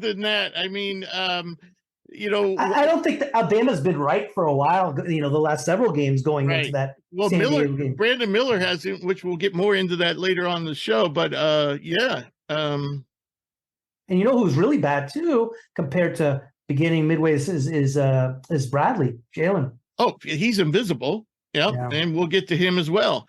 Noah Clowney has also been hasn't played very well of late. So it's like everybody went to the tank. I just think that just like we saw Duke get punked by Tennessee, it felt very similar watching San Diego State against Alabama. I think there's something to be said about these young teams. And I think we see this a lot with teams that are relying on freshmen. How many great freshman-laden teams have we seen, whether it's Zion's Blue Devils or these other teams that are led by, trios or a large contingent of freshmen? And the moment just gets big, you start playing teams with this COVID year. These are grown men. You got guys that are in this tournament that are close to my age. I've been out of college undergrad since 2019, 2018. I think it just kind of levels the playing field to where you look at a team like San Diego State that's got a lot of fifth-year guys who had to, kind of grind their way through, guys that got deprived of that 2020 season when they were loaded and they were like 30-2 or something crazy. Right. And it's just 18-year-old kids that might have overlooked the moment. They're like, I'm going to the NBA. I don't know. NBA is next already where my mind's at, versus guys who are like, this is it for me. I'm coming out, I'm playing hard. I'm going to punch you in the mouth and let's see if you can take it. And I think with everything around them too, with this whole, guns and all of that. It was probably a lot for these guys, and I think it showed up. And I think Brandon Miller was a prime example of just we're not never being ready. We're never going to know how much that weighed on him, but I'll tell you the one guy that it seems, and again we'll talk about him a little more later, but the one guy who really seems to have affected was Bradley. You know, ever since this became public, his game went into the tank. But you know, the guy who's really impressed me is Jaden Ledee. Now, he's a former 4-star. Started off with Ohio State, then he went to TCU, and now he's at San Diego State. That guy could, you know, he can stand up to Rick Mahorn, man. The guy is big. Yeah. So we haven't heard much from you, Jake. I know on one of your cards you picked San Diego State to get into the Final Four, so you can't be too surprised. It was tough for me to pick them because it was such it was a big pass, and the thing is they've never won a game in the tournament under Brian Butler before, so I was a little weary because, you know, narratives are true until they're not. I picked Iowa to make the championship game last year. Picked Fran McCaffrey to go far, which he just shouldn't do because he still hasn't made it to the second weekend. Right. But yeah, their defense has been terrific, and sure, like a couple threes go some different ways. Maybe San Diego State's not here, but like their defense is that good. They're extremely well at fighting under screens, getting over screens, containing the ball. I mean, Nathan Mentz, I think he had 6 blocks in the second half of that Bama game. Right. They have protection at the rim. They defend the 3-point line well. They don't really let you get open looks. And the thing about them is they're so deep, anybody's capable of leading them in scoring. And look at some of these games that they win. Matt Bradley sometimes is not even out there late in the game. And they're fine with it. Yeah. Like everybody just wants to win. Trammell and who's the other Butler? Butler, they've played solid. And Trammell and sometimes has been spectacular. I mean, in that Alabama game, I don't know how many rebounds Trammell had himself, but the ball seemed to be magnetized to him. I mean, he kept on getting all these long rebounds. The guy's 5'10". But that's another thing, you know, I mean, they've rebounded well, you know, and so that's been a big thing. So now Florida Atlantic, I think they have been somewhat fortunate. You know, Fairleigh Dickinson knocks off Purdue. And I really think if Fairleigh Dickinson plays Purdue, you know, 10 times, they win once. And that was the once we saw. And so then, you know, Florida Atlantic has a nail biter with Memphis just to get out of there. Then they thump Fairleigh Dickinson. Then they surprised the hell out of me by beating Tennessee, but we've been saying since day one, Tennessee could lose to anybody because they can't shoot. And Florida Atlantic, by the way, out-rebounded. Florida Atlantic has like 2 guys on the whole roster out of their like the 9, 10, 11 guys they play. Only 2 of them are like taller than 6'4", and they out-rebounded Tennessee. And then, of course, then there was the nail biter against K-State. But again, you could say they were a little fortunate to be playing K-State because not many people thought K-State was going to get that far. People were picking Michigan State, Kentucky, Marquette. So, yeah. But I think on one side, I think it was probably the easiest bracket out there. But I think they also, you know, think, you know, if what's his face for Memphis, who's Bunni, Kendrick Memphis? Davis. Yeah, if Kendrick Davis doesn't turn his ankle and they call a foul on that play, which they didn't, and then Penny got a I believe a technical off of that. On the bottle in the stands, yeah. I think so. And then so that was that was potentially a 5-point swing right there. They never get out of the first round. And then if they played Purdue in the second round, as they should have, maybe they don't get out of that. So I don't want to downplay what they've achieved. The team definitely, they just surprised me. I mean, they do play good defense, and they do shoot well. They're deep. They're also they're but deep. Nobody on that roster really stands out to me. I mean, True. And I don't know. I just feel they're a little lucky to get where they are. And you know, and this is kind of the thing what I expected maybe would happen to Memphis. This is why I said Memphis might sneak into the Final Four because of the exact scenario that played out for them. So I just went on and on and on. Any thoughts about Florida Atlantic? I know I'm kind of trashing them a little, but I don't mean to. I just don't think they're the fourth best team in the nation. You got 6 guys averaging close to double digits with that type of depth that all play the same style. It's a darn good recipe for college basketball. Right, but how the hell do they out-rebound teams like Tennessee? They're quicker to the ball.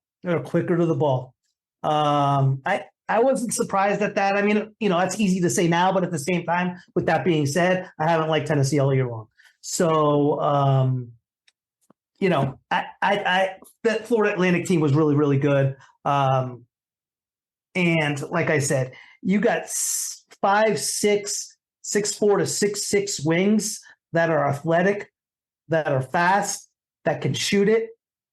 It's a recipe for disaster. Yeah. All right. So then the other 2 teams, I don't think we're surprised about. Are we surprised about Miami, for example, in the Midwest? I mean, Rich. Oh, go ahead, Jake. I mean, like, a little bit. I got to be honest with you. I think if you look at like these teams in terms of talent, besides Houston and besides Texas, they throttled Houston. I didn't see that coming. I think you really could make an argument that maybe they were the third best team in that bracket. Like, I think I'd rather have Miami than Xavier, and I'd rather have Miami than Indiana. Like, I think they were actually underseeded. Yes. And I mean, you need guards to win. They have plenty of them. And then Norchad Omier is what a monster he is. I thought he should have fouled out there at the end of the Texas game. They switched the call. I didn't know about that, but he's a monster when he's out there. And they have a bunch of great guards. Wong was awesome. I mean, Nigel Pack shot the lights out against Houston. In my opinion, am I a little surprised? I guess sure, because I thought they wouldn't beat Houston. But now that you look at it, I was like, I think they're better than Xavier, and I think they're better than Indiana. I think you could make the argument they're legitimately the third best team. Not like they're way better than their seed was in their bracket. Well, I think for one thing you could definitely say they definitely earned their way in. They got no breaks. Oh, yeah. You know, they had to play all the chalk and all the way through. And they faced a nightmare of a 12 seed in Drake. You know, that we all thought that could be a potential upset, and some of us picked it because we didn't think Omier was going to play. You know, and then you play Indiana, who's a really good team, and they play Houston, the number 1 ranked team in the country, and then they play Texas, you know, the best team in the Big 12. So they definitely earned their way in. And the reason why I was worried about them not, you know, ever getting this far, even before Omier's injury, was that if something happened to him, they were going to be screwed. But, you know, the guy showed up and he hasn't been fouling out. And yeah, I mean, as well as Jordan Miller has played in this tournament, you could make the argument that Omier is their MVP. Totally. I mean, Rich, we've been talking about it going back to the beginning of the year before I took a break from the show. Like, I was super high on this Miami team because I've been saying it. March, it's about guards. I mean, my favorite player in college basketball is a big man, but if you don't have guards, doesn't really matter. You need guys that can handle pressure. You need guys that can knock down free throws. You need guys that can sometimes just say, screw it, I can get my own shot. Shot clock's winding down, I got it. And they got 3 of them, and 3 really good players. And Jake's totally right, they were underseeded. They have 4 of them. Four. Yeah, I mean, Poplar can play too. Poplar might be. He's going to be way up on draft boards next year. Totally. But I mean, like, they just come at you in so many ways with so many dynamic players. Then you have a guy in the middle who does all the dirty work for you. I mean, Norchad Omier reminds me of like a Montrezl Harrell, just a complete energy guy who just crashes the glass, finishes hard at the rim, and like doesn't really foul out. I mean, that one call in that Texas game, okay. I mean, they overturned it. But outside of that, I mean, he's played pretty clean ball this tournament, especially knowing that they don't have anybody else that they can really put in the middle. And he's already undersized. So, I mean, they totally earned it here. I had Texas winning the whole thing. So, obviously, for the bracket's sake, would have been nice to see them pull through. But I don't think we should be surprised. And again, it's a veteran team. These are guys who have been around. I mean, we see Nigel transfers in. They're all juniors and seniors running their offense. You know, they're battle tested through the ACC. I think Miami they're gonna have their hands full with UConn, but I think they totally deserve to be here. Right. Oh, I totally agree. So the one thing I wanted to ask you guys, I was conflicted because I've been a big fan of Miami since last year. I just like their players. I like their coach. I like the way they play. I think they're fun to watch. And I always think I thought they were underrated last year. I thought they were underrated this year. So I kind of have developed an affinity for them. At the same time, Texas winning was going to benefit me financially through the brackets. So I was kind of torn, what to do. But the one thing with that game, and maybe somebody can explain it to me, is how the hell did Texas lose that game? I mean, they seemed like they had it in control for 35 minutes. What happened? March Madness, the tournament, just the way I don't know. I was tuning in and out because of some work stuff, and I'm sitting here thinking, they have 13 at one point. I'm like, I'm going to the Final Four. I'm making some money here. I guess they had Jordan Miller something to say about that, but it was weird because I watched the UConn Gonzaga game the night before, and you could tell it was going to be over. They were just throttling them. But I was watching that Texas Miami game, and as well as Texas was playing, I kept looking at the clock, and I was like, well, there's 12 minutes left. There's 10 minutes left. I was like, they're not out of it. They can still come back. And not that this was the complete difference, but I think it at least hurt Texas a little bit trying to get back in. There was that play where there was a tip ball that Marcus Carr jumped up for. And I think that's when O'Meara picked up his fourth foul, I want to say. And he looked like he turned his ankle. And right. It didn't look like he had the same. He still hit a couple shots. It didn't look like he was the same. And almost looked like they maybe started to play a little tentative. Like they just didn't play as freely. Sometimes Marcus Carr's got a tendency to play a little bit of over dribble, play a little bit of hero ball. Yeah. I thought he missed Timmy Allen down low and they could have had a bucket. Oh, late in the game as he was dribbling out front.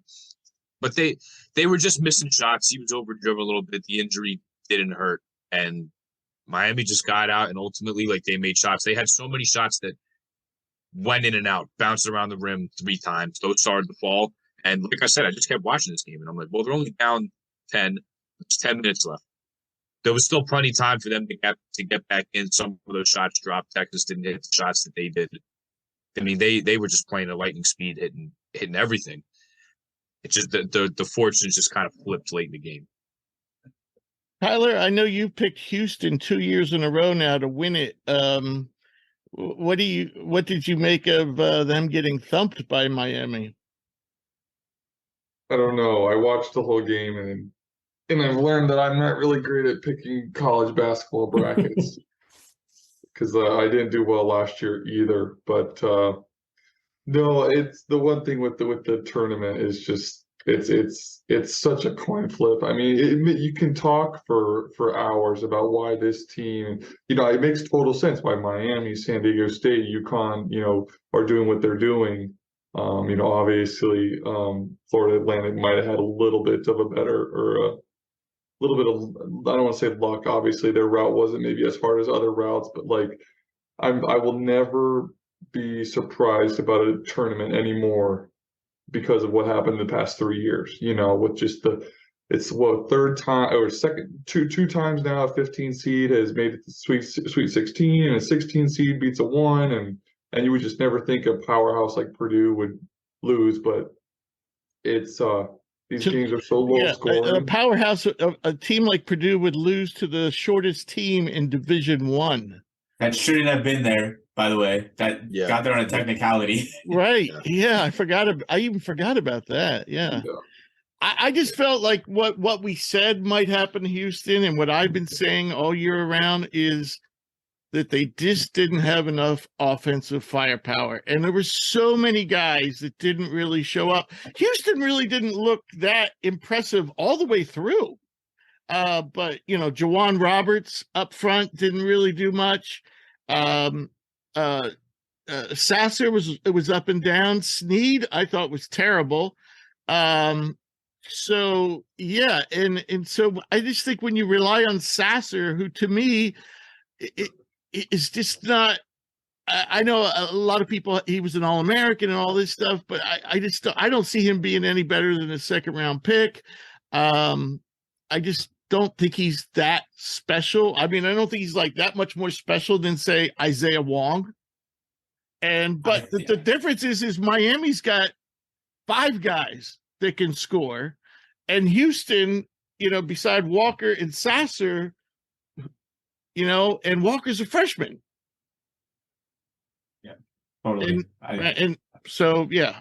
So it's going to be interesting now that Houston's going to have to play that's the reason why I haven't liked Houston, is because they go into the American Conference and they beat up on those guys all year round, and they come into the tournament 30-3, and I'm like, you haven't played anybody since December, and they even their out of conference schedule this year was really light. What they played Virginia, was super light. They played Virginia played and Alabama, and that was about it. That was about it. And they won at Virginia. Okay. And they got thumped. Well, not thumped. They got beat. They lost to Alabama, though. Right, right. So, all right. So now we'll talk about the final team, and that's UConn. And here's the team I'm definitely not surprised about. And really, to follow up on what Tyler said, every before I ever pick my bracket, I say, who do I think can win it all? I had 12 teams on that list. Okay. Last one to get in, by the way, Drew, was Gonzaga. They were my 12th. I'll take it. But the teams I had one and 2 were Connecticut and Alabama, because to me, and Booty, you like this, you like this theory of a complete team. And when you look at Alabama and you look at Connecticut, like, they have everything you want. They have size, they have athleticism, they have shooting, they have inside scoring, they have defense.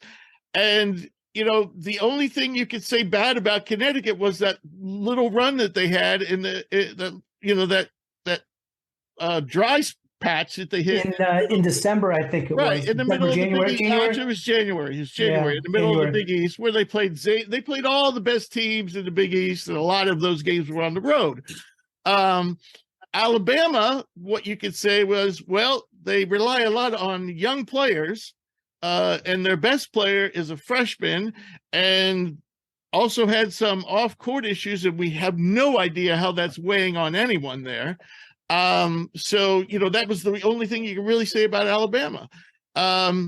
So my point being was, they were the 2 teams I really felt comfortable with, and if anybody else, to me, there wasn't that much difference between an Arkansas and a Kansas. And there wasn't that much difference between a UCLA and a Gonzaga. By the way, UCLA would have been that 3rd team with Jalen Clark. I would have put them also with Connecticut and Alabama, of having everything you want. But yeah, so Drew, you're a big Gonzaga fan. What did you think about that thumping that they got? Oh my God. Still in the morning. I mean, I think it was 2 things. I take nothing away from UConn, because they've been a buzzsaw, and people forget how good they were to start this year. They rolled Alabama by 20. Like, people forget, because and Rich, I think you make a good point. That dry spell, I think the only loss in there that was to a team that wasn't like a tournament caliber. I know they lost to St. John's in there somewhere. But I think one of those losses was Xavier, who was a 3 seed, Marquette, who was a 2, Creighton, I think. Creighton, and then I think Villanova, maybe, who, while they didn't make the tournament, had talent. There was talent on that team. We've spoken highly of Cam Whitmore. The Zags, I think I said earlier in the year, I mean, I picked them early, and then as they played, I'm like, this is a Sweet 16 team at best. So I think they were just shooting above their station. But I mean, they're a complete team. I mean, they have legitimate size that they can alternate at the center position, either guy can be the best big on the court at any moment between Sanogo and Donovan. Like at any point, those guys can be the best big on the court. And then you have a guy like Hawkins, who I think the advantage Hawkins has is they make the game so simple for him. They don't ask him. They just are like, we're going to get you. We're going to manufacture looks for you. You just have to make them. They're not, hey, you got to go in isolation for 20 seconds and pull up. It's like, we're going to have you coming off screens. We're going to have you passing out of double teams in the post. And then you have a guy like that. I mean, we've seen it. I know he was against the Zags. He was better throughout the whole game. But like those games where they were making the adjustments of he had slow starts and then was finishing on fire. They have good coaching. I mean, I have 5 rules in March. There's like 5 tenets of March that I have. You got to have guard play. They've got guard play. You got to have go-to scorers. You have a guy like a Sanogo you can give the ball to. You have the coaching. You have the defense, and you can shoot the 3, which is the great equalizer in basketball at any level. They do all of that. I was, the homer inside of me took the Zags in my personal bracket, but when we picked them to win the whole thing, get to the Final Four, I didn't have any major issues. I mean, this team not winning it all at this point would be a surprise. Yeah. I really, if they don't win, I mean, they can't ask for a better path. They got to avoid all the teams that we think probably could have given them real trouble. They got to avoid, because I love Miami. I've spoken very highly of Jordan Miller and Norchad. They have no answer for those 2 bigs. And God forbid something happens to Norchad, Sanogo, and Donovan, they're going to feast inside. So at this point, it's their tournament to lose. Yep. 100%. Yep. I agree. Yeah. I actually have something to say on the Gonzaga front. Bunni, Drew, you might not like this, but I'm going to put it out there. So there's no more Drew Timme. Bolton's out of eligibility, correct? Yeah, he's done. God, I hope so. I saw that Dominic Harris was in the portal today. He just entered a couple hours ago. Yeah. Why is there no more Timme? He has another year. I think he's already go to the I thought he has one more. He does. He came out in his podcast and said that he was just ready. He was ready for whatever challenge his basketball career has next. And I wish he came back, because people forget he only has 3 tournaments under his belt, because his freshman year it got canceled when he was their 6th man coming off the bench or in their rotation. I would have loved to see him come back, but he is probably makes more in nil money than he does in the NBA or wherever he just that's what I thought. I thought he should just come back. But what I'll say is this. The last 3 years, you look at the teams they've had. They have the team last year that has Nembhard, that has Chet Holmgren, and his Timme. The year before, they have Suggs. They have Nembhard. They have Corey Kispert. They have Joel Ayayi.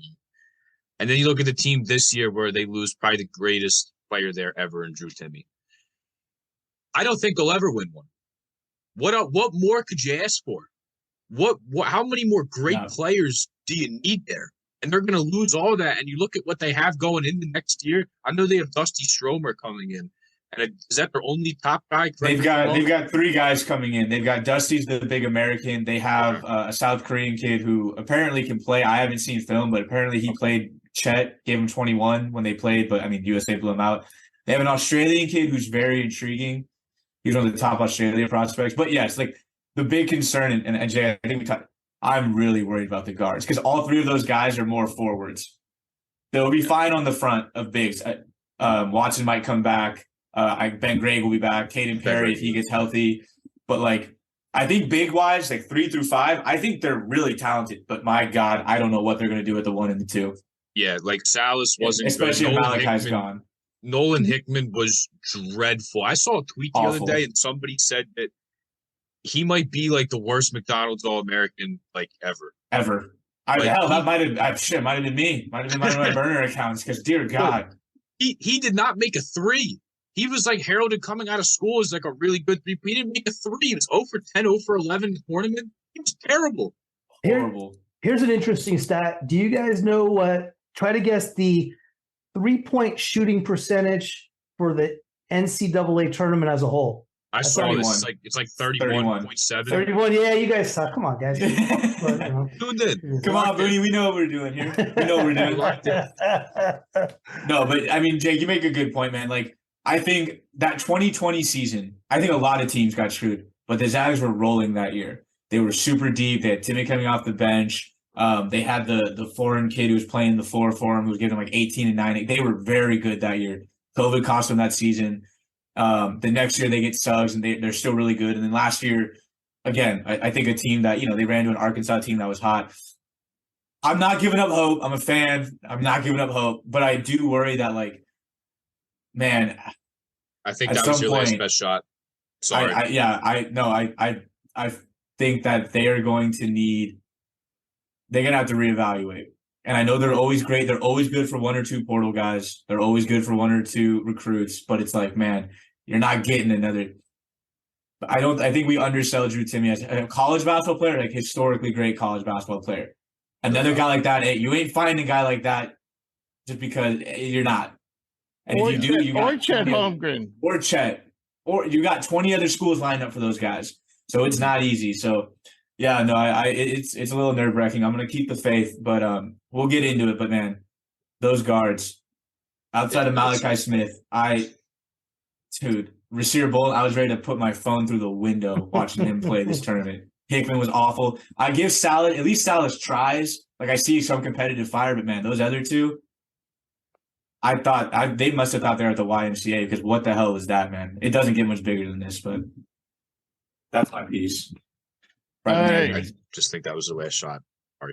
I don't think you can say that about any school. I mean, it's I will say this. I get what you're saying, but years. you know what? I have started to question Mark Few. And just like I feel about Houston, it's time for Gonzaga to start playing in a real basketball. I want them to go to the Big 12 so bad, and there might be lumps for a while. I'd like to see them go to the Pac-12.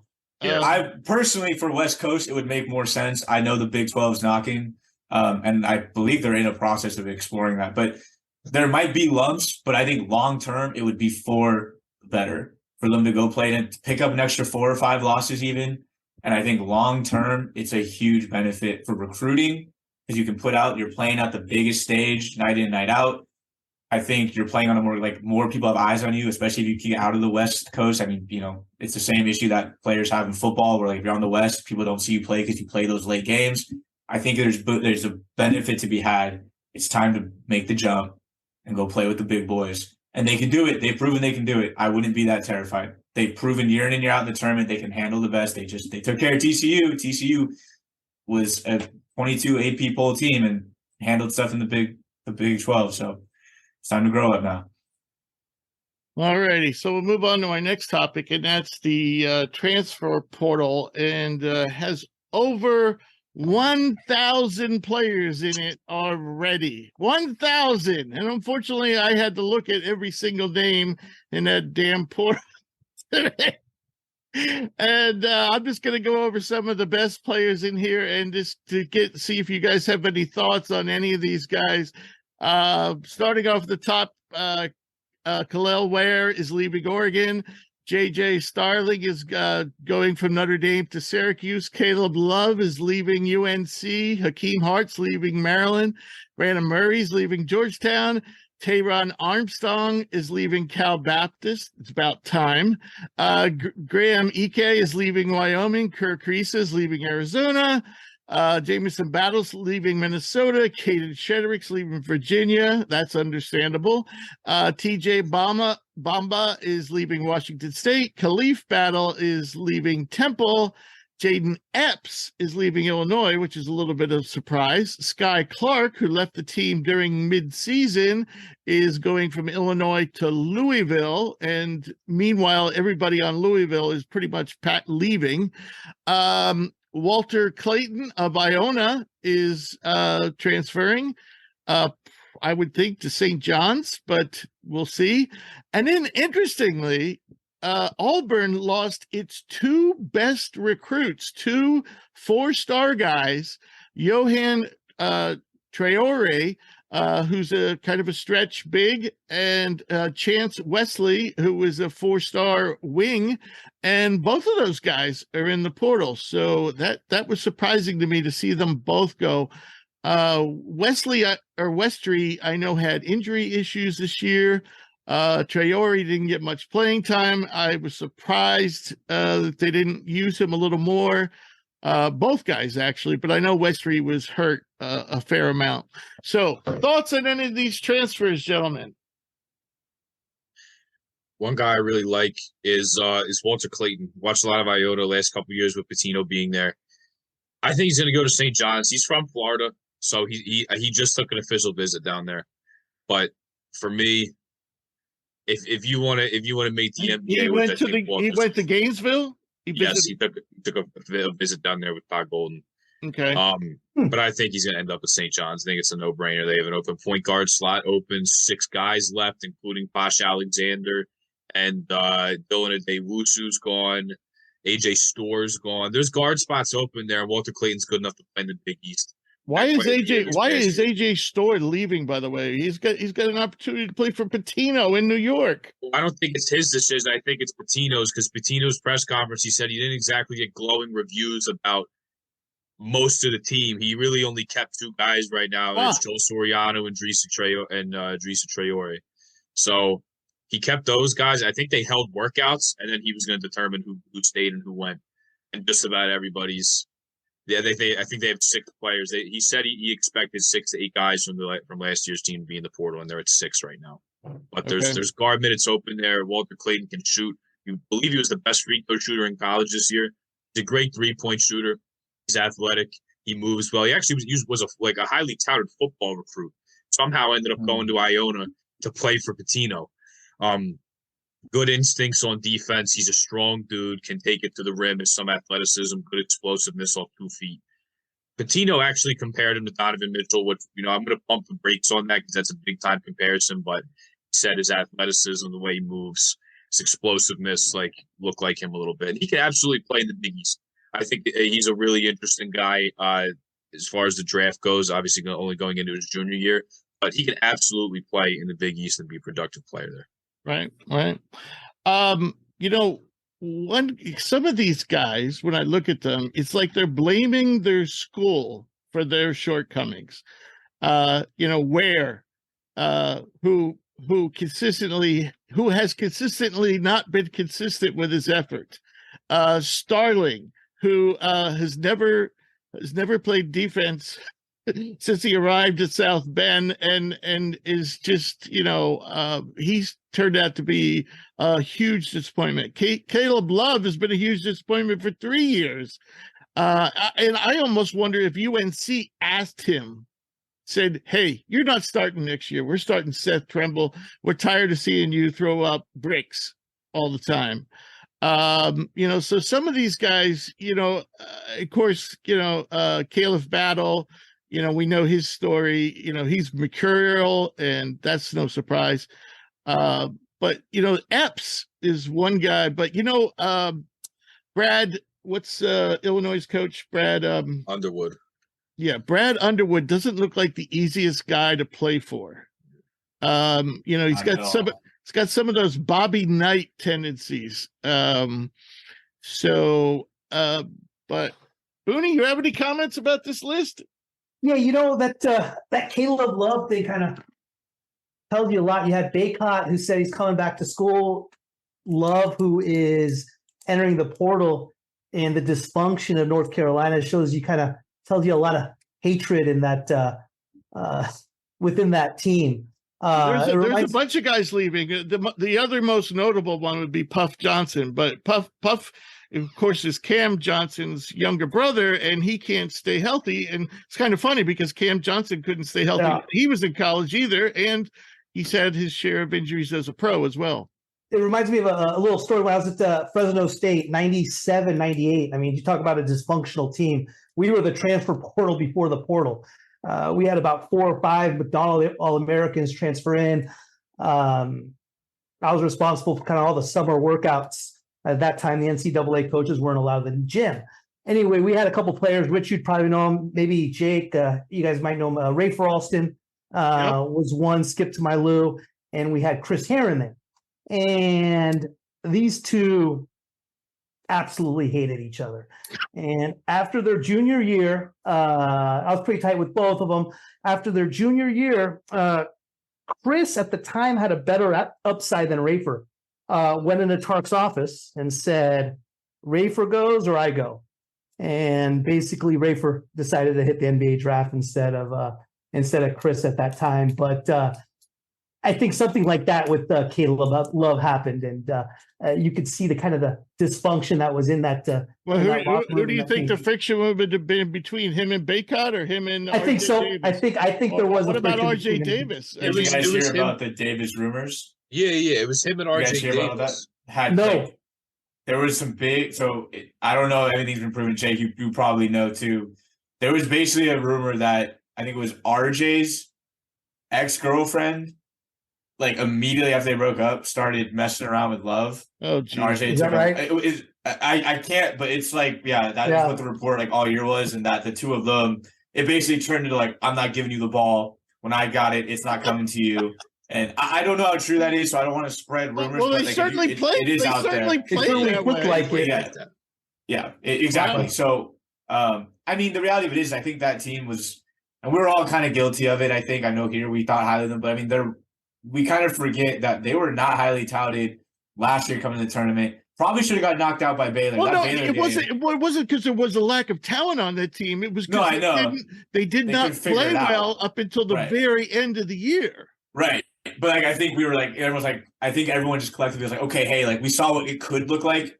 They added Pete Nance to that formula. Like if it all hits, we've seen what it can hit. But we banked on the drama not being an issue, and clearly, Right. It Part, was. part of that falls on Hubert Davis because he didn't know Absolutely. he didn't know how to use Pete Nance. Absolutely. And he I just- love Pete Nance. Pete Nance went from being a border, on the fringe of being a second round pick to I mean, still might get drafted because of his family connections. Okay. Yeah.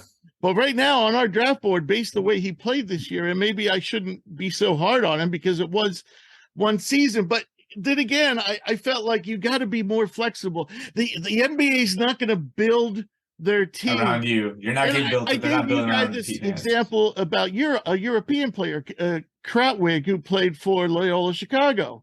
Yeah. And he went to a European team, and I know the general manager of that team. And Krautwig, for 3 or 4 years at Loyola, the whole offense was centered around him, just like Northwestern's was for Pete. Yeah. And he couldn't adjust, and Pete couldn't either. So it's partly Hubert Davis had to use him better. But what this year showed me is if you don't use Pete in a certain way, he's not really any good to you. And I feel like they tried to use him like an NBA team would. And so now I'm thinking, well, if he couldn't do it at North Carolina, being a spot up shooter, he ain't going to be able to do it in the NBA. Tyler, Sure. the transfer rules didn't change until after your last year, right? So you couldn't have transferred, right? You would have had to sit out a year, right? Oh yeah. Right. So, a lot of people are saying, and this is for you, Tyler, a lot of people are saying, the little schools are going to get screwed by, the transfer portal. We don't see that in the tournament. We have two mid-majors in the Final Four. I don't know if this really is hurting the small schools, because I see as many people moving up as I do moving down. For every Baylor Shireman, there's somebody else who's like maybe going Teddy Allen or Teddy Buckets' route, going from like Nebraska to New Mexico State. You know what I'm saying? Yeah. Tyler? I think the only thing that you will see more is it's just going to happen maybe a year earlier than like a grad transfer year, instead of guys. But I mean, do you think people like in the horizon, are they like really worried, or are they like, this is going to crush us? North Carolina's going to get all the transfers. I mean, I just don't see it working that way.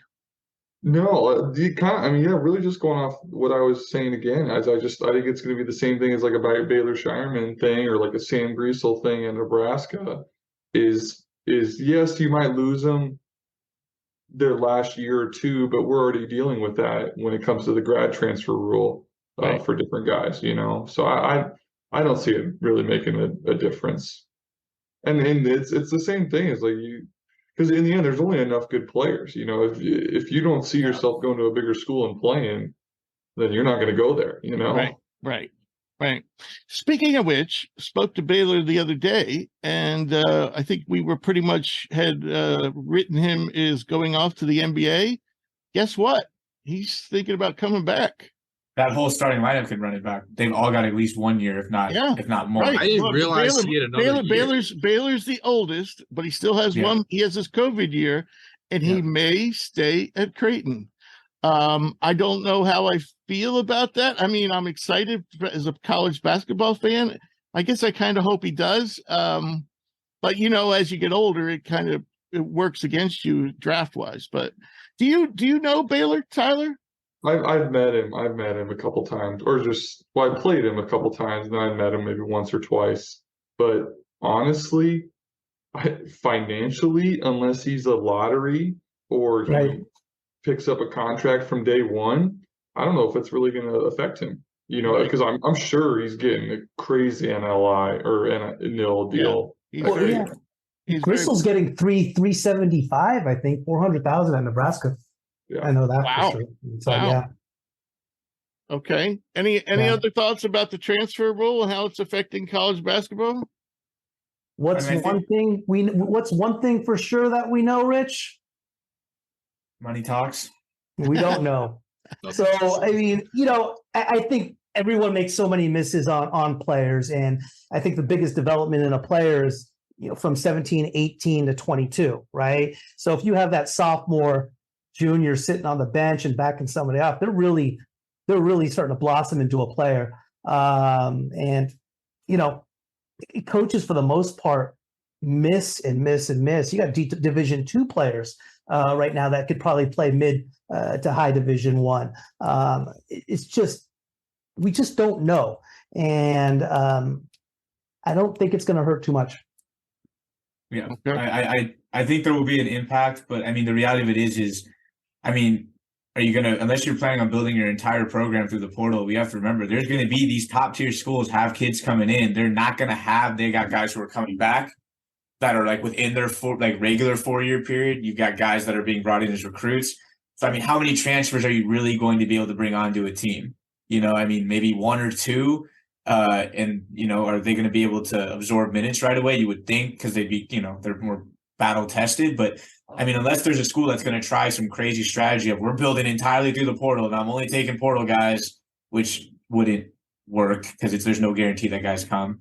I mean, it will be interesting. I mean, there's big names, but I think that's just the name of the NIL landscape too. Like COVID years, like there's just guys who are ready to go do things. I mean, look at the Princeton team. Those guys have to transfer if they want to keep playing, based on their rules. Like, I just think it's going to look really weird for the next year or two because of all those COVID year players and stuff. But I think it's going to settle down where it's going to get to a point where there's going to be people who are always going to, exercise that right. I think it's trickled down from pro sports where athletes are realizing that they've got a lot of sway even at the college level. But I think the guys are right. I just don't know how it can be super impactful because, I mean, is there a team that's going to sign 5 guys out of the portal? Probably not. And if you get 1 or 2, how's that any different than what the Zags do, for example, where they go get their they get their Kyle Wiltshire, they get their Malachi Smith, they get their Andrew Nemhard.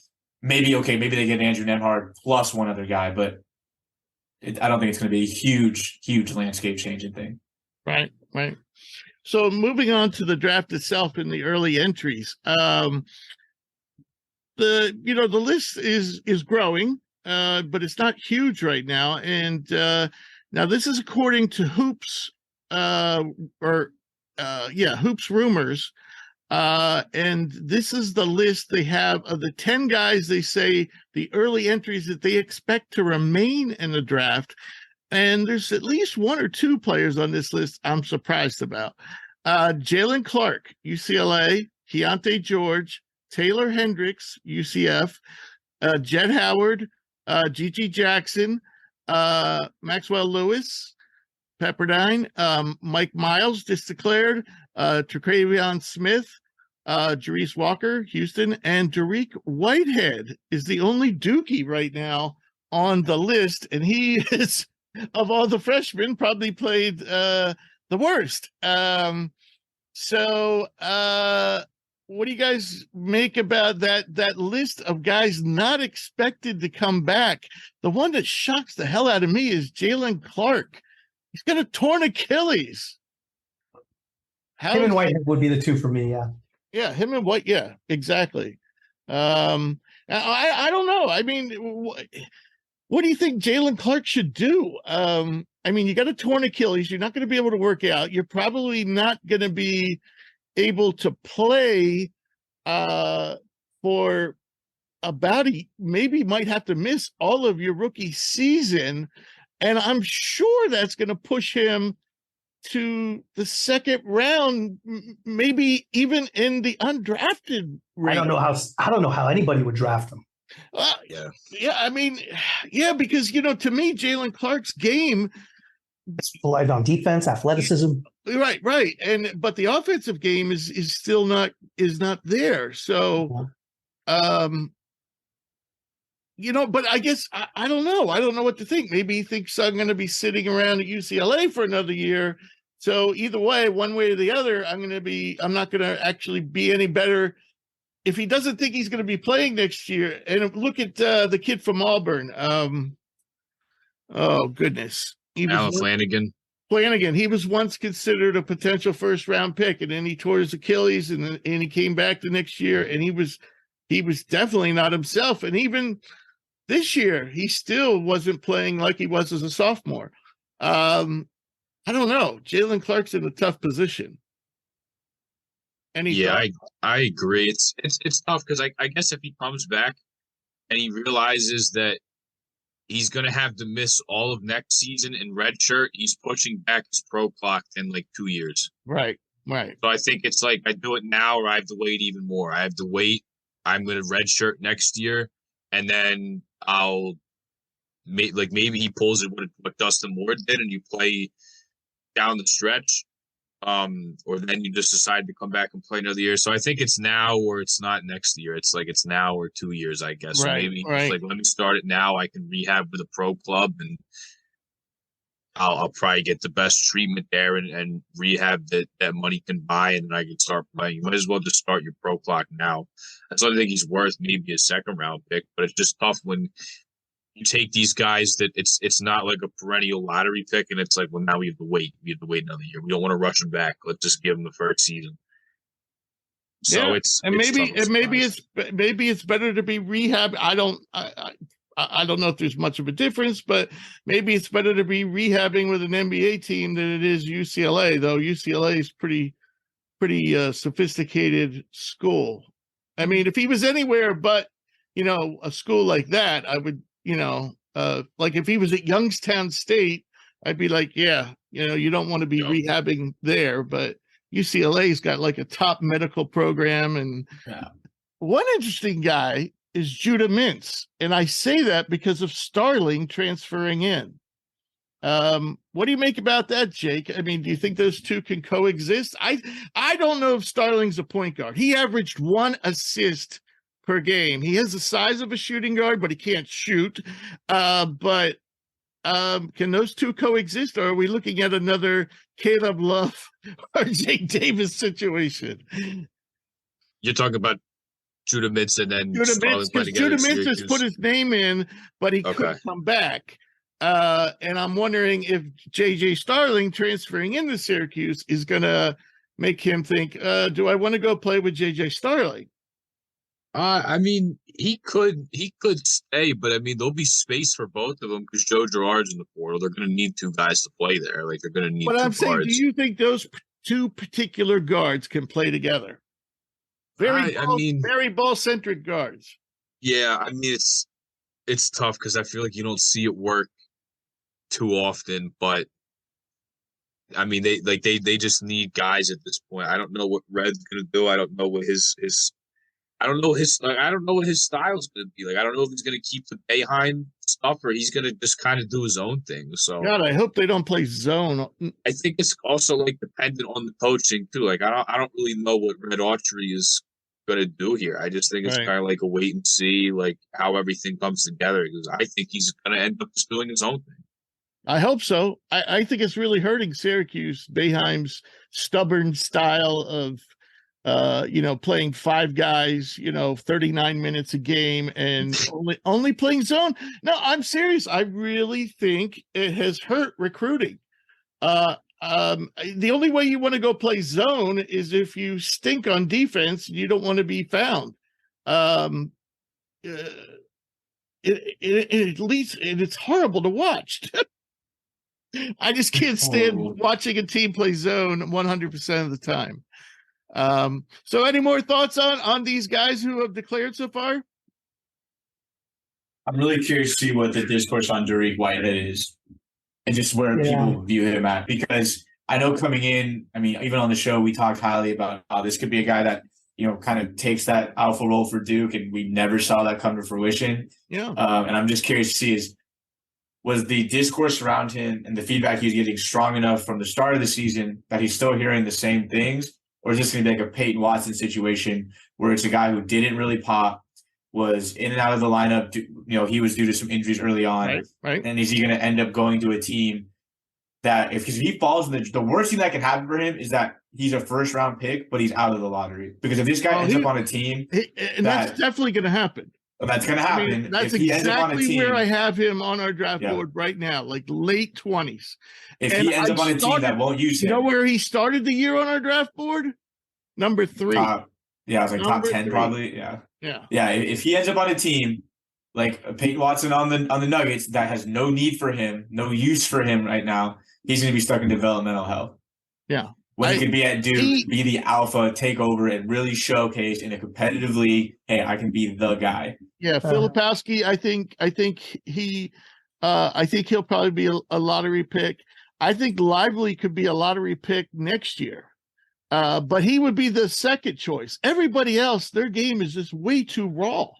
And Whitehead just didn't show enough to make the lottery.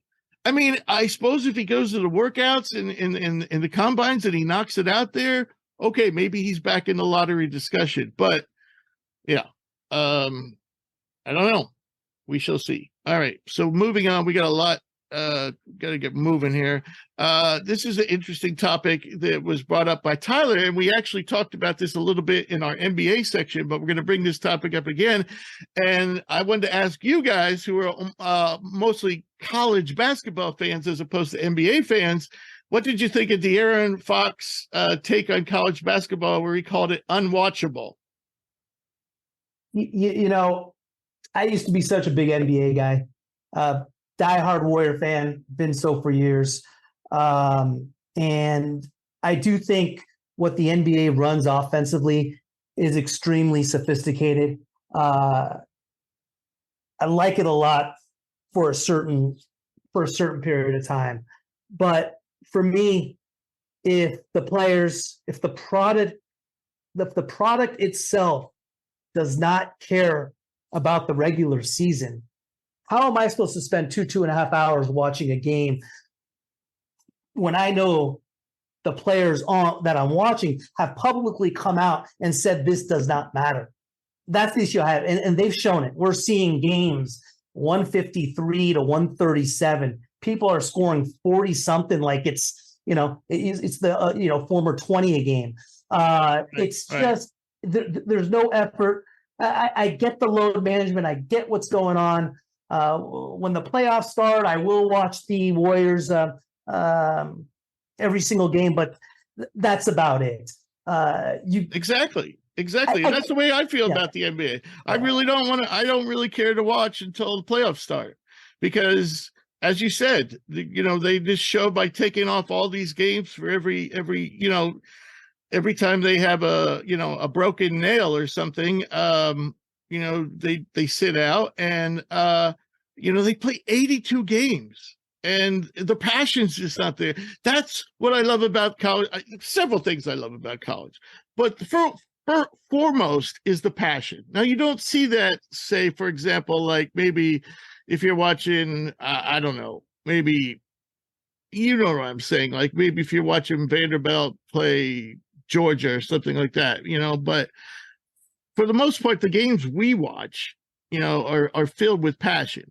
But it's also the different styles, and it's the fact that Markquis Nowell at 5'8" can go out and star. And I don't know. It's to me, college basketball just blows the NBA away.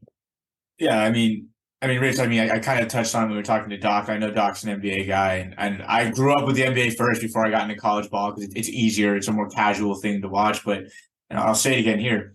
Basketball is now being consumed by a large base of fans in 30-second Instagram reels, where the only thing they're seeing is a step back three on a 25-second isolation possession or a 20-second isolation possession. Incredibly difficult to do. That's not what basketball really is for 99% of the population. For 99% of the population, basketball is defensive rotations. It's inbounds plays. It's post touches. It's ball movement. It's having to switch. They just switched to a zone. We have to adjust. It's coaching. It's why basketball, when you think of legendary coaches, most of them are college that come to mind. That's what basketball is to 99%. And don't get me wrong, as anybody else, as a Warriors fan, I love when Steph Curry comes across and hucks a 37-footer and nets it. It's great. It's entertaining, but it's horrible basketball. And we talked about the G League in some capacities. Like, there's great basketball players there, but then there's also players there that are trying to mimic the NBA style. It's like, that's not your game. You're not the next Steph Curry. You do this really well, do that really well. You don't have to be just that. And I'm so tired of hearing that. I think it's a tired argument. Yeah, People, the scores are low. They're low because they play defense. They're low because teams are, like I said, San Diego State has an identity. You might not like it, but their identity is I'm going to punch you in the mouth. Just like the Zags' identity is we're going to run and we're going to gun and we're going to try to get to 80 points, 90 points. Watch that Miami-Texas game where both teams shot over 50% from the field. We're really dialed in from the line. And tell me that's not a high-level offense being run. And guess what? Miami made 2 threes and didn't make a single one in the second half. That's correct. And they scored 88 points. And remember, the games are shorter. Of course, the points are less. They play extra. And they don't have a Zach Edey-like player either. Exactly. So I just think, to me, it's just mind-boggling that someone, especially a basketball player, could say that. Especially a basketball player who played in college. I don't know why he would trash. Yeah, you're discrediting the pipeline. And if to you, all you want to see, like, Brandon Miller's going to be in your league, bro, and everyone talks high about him, and he was dog shit, sorry. He was awful in that tournament. Outside of that one transition, that period he had where he got back and he had the big block into the transition three the other way, what else did he do in that tournament that made you go, that was good, like, that was impressive? Nothing. That guy's going to be a top 5 pick. So, I don't know. I get really worked up about this because I love the NBA, but if you think that that's good basketball, right, you don't know. You get off of Instagram, go sit down and watch a game. Go watch a game that Izzo's coaching. Go watch a game that, Bob Huggins is coaching or whatever, and tell me that. And to me, the other thing about the NBA is it's become very repetitive. I mean, it's like watching the same thing, watching the same movie over and over again. So everyone's trying to be the Warriors. Right, exactly. Everybody's, jacking up threes and the lack of ball movement, to me, it's just the ISO and the jacking up threes from, the logo, to me, has just gotten, is boring. I want to see ball movement. I want to see different types of strategies. I want to see variation. I don't want to see the same old crap all the time. It's like a chess match. It makes it exciting when you watch a team go, how are we going to defend a Drew Timmy versus how are we going to defend a Markquis Nowell? One guy's a 6'10" post player. One guy's a 5'8" point guard. They're both super dynamic. They both could be the best player on the court, but you have to play them differently. Versus in the NBA, it's kind of the same strategy.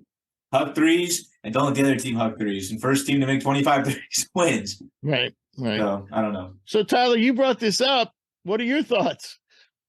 Oh, no. You've actually played in the NBA.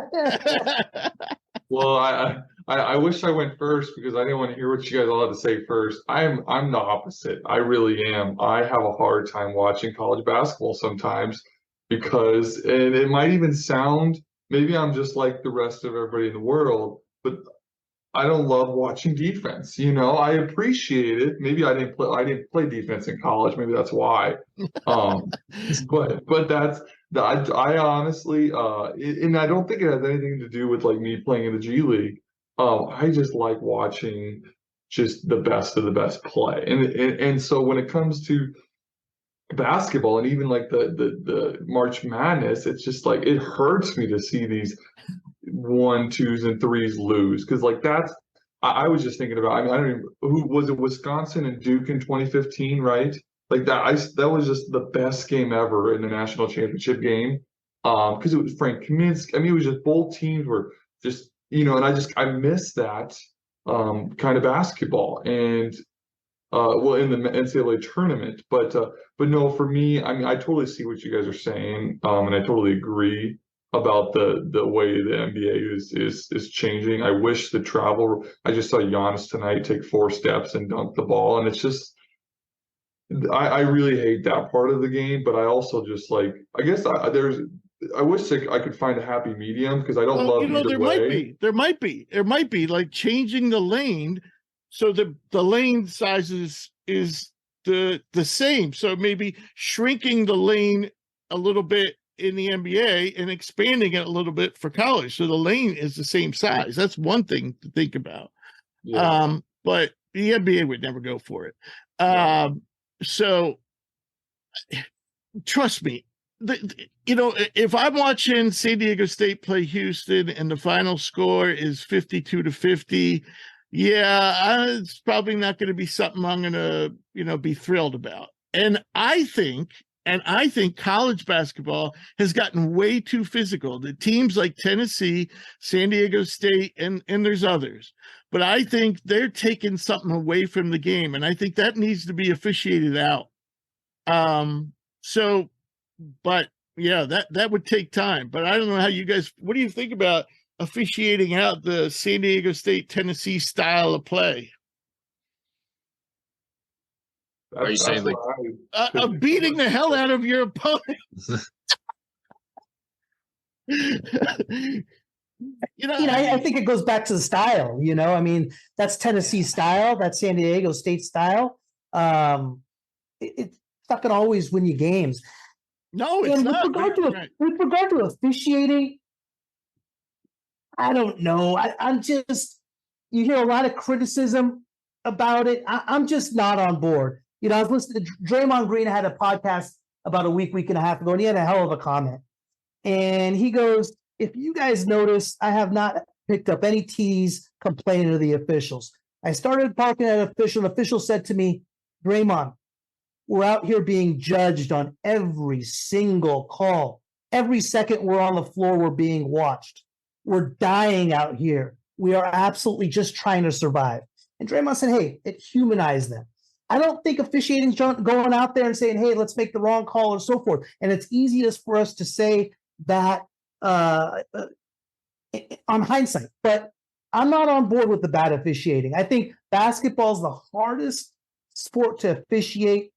And yeah, there's going to be some bad calls. And I compare it a lot to an umpire strike zone in baseball. Each is going to have their own style of how they want to call the game. No, I'm just saying college basketball has been saying for, I don't know, like 3 years, we want more freedom of movement, more freedom of movement. Well, call it that way then. That's all I'm saying. Yeah. I love good defense, but I don't like you grabbing a hold of people by their jersey and knocking the snot out of them, when they go up for a drive. I think that goes both ways. Because I think there's some of it could be on the officiating of just like coming to a degree, like just the universal understanding of we want to officiate the game, maybe a little bit tighter in that regard. But I also think, again, it does go into a program stylistic culture. Like if you look at a San Diego State, one of the reasons they play so aggressive is because they are so deep. That's how they've recruited. That's how the culture they built is like, we are going to be in you. Right, because they can't get talented offensive players, but it's not hard to find big, strong guys that will play hard. Right. Trust exactly. Me. So it goes both ways. That's how if I ever won a game on a basketball court, is because I beat the hell out of the guy. So to me, again, it's like to take that away, there'd be really good programs that are, annually in the tournament held that are like some of them considered, blue bloods or, top. It would hurt them. I don't know. I think officiating can be a little bit better, and I think you think about any sport, like unless we go to AI refs, it's always going to be that human error element. But again, I don't really have a huge problem because like you look at a lot of those teams, like San Diego State. I mean, Jake said they never won a game under Dutch before this tournament. So like, yeah, it's coming to fruition now, but it's also arguably the most parity we've seen in a tournament in a long time. Where like there's been a lot of vulnerable teams. I mean, we weren't all high on Purdue. I think we collectively had them losing in the second round, for example. So it wasn't like they just beat their way through the best teams. And it's like, wow, it was really like, did they really beat or did they just, knock people out of games versus like it just clicked for them this year because it was a tournament where there wasn't really a powerhouse team. A lot of the powerhouse teams had issues, whether it was injuries or off-court things. And I think it's fine. I mean, Rick Barnes can never figure out the tournament. His teams play super tough, and all they do is lose in the first weekend. Right. So it's like it goes both ways. I don't know. I agree that in some instances, but then again, it's a stylistic thing. If you do that, then Tennessee and San Diego State are not the programs that they are. No. Yeah. And I think San Diego State has to do it out of necessity. I think Tennessee 100%. I think Tennessee does it because Rick Barnes is stubborn. So totally. Good luck with that. Good luck with that, because you do need to put the ball in the hoop to win.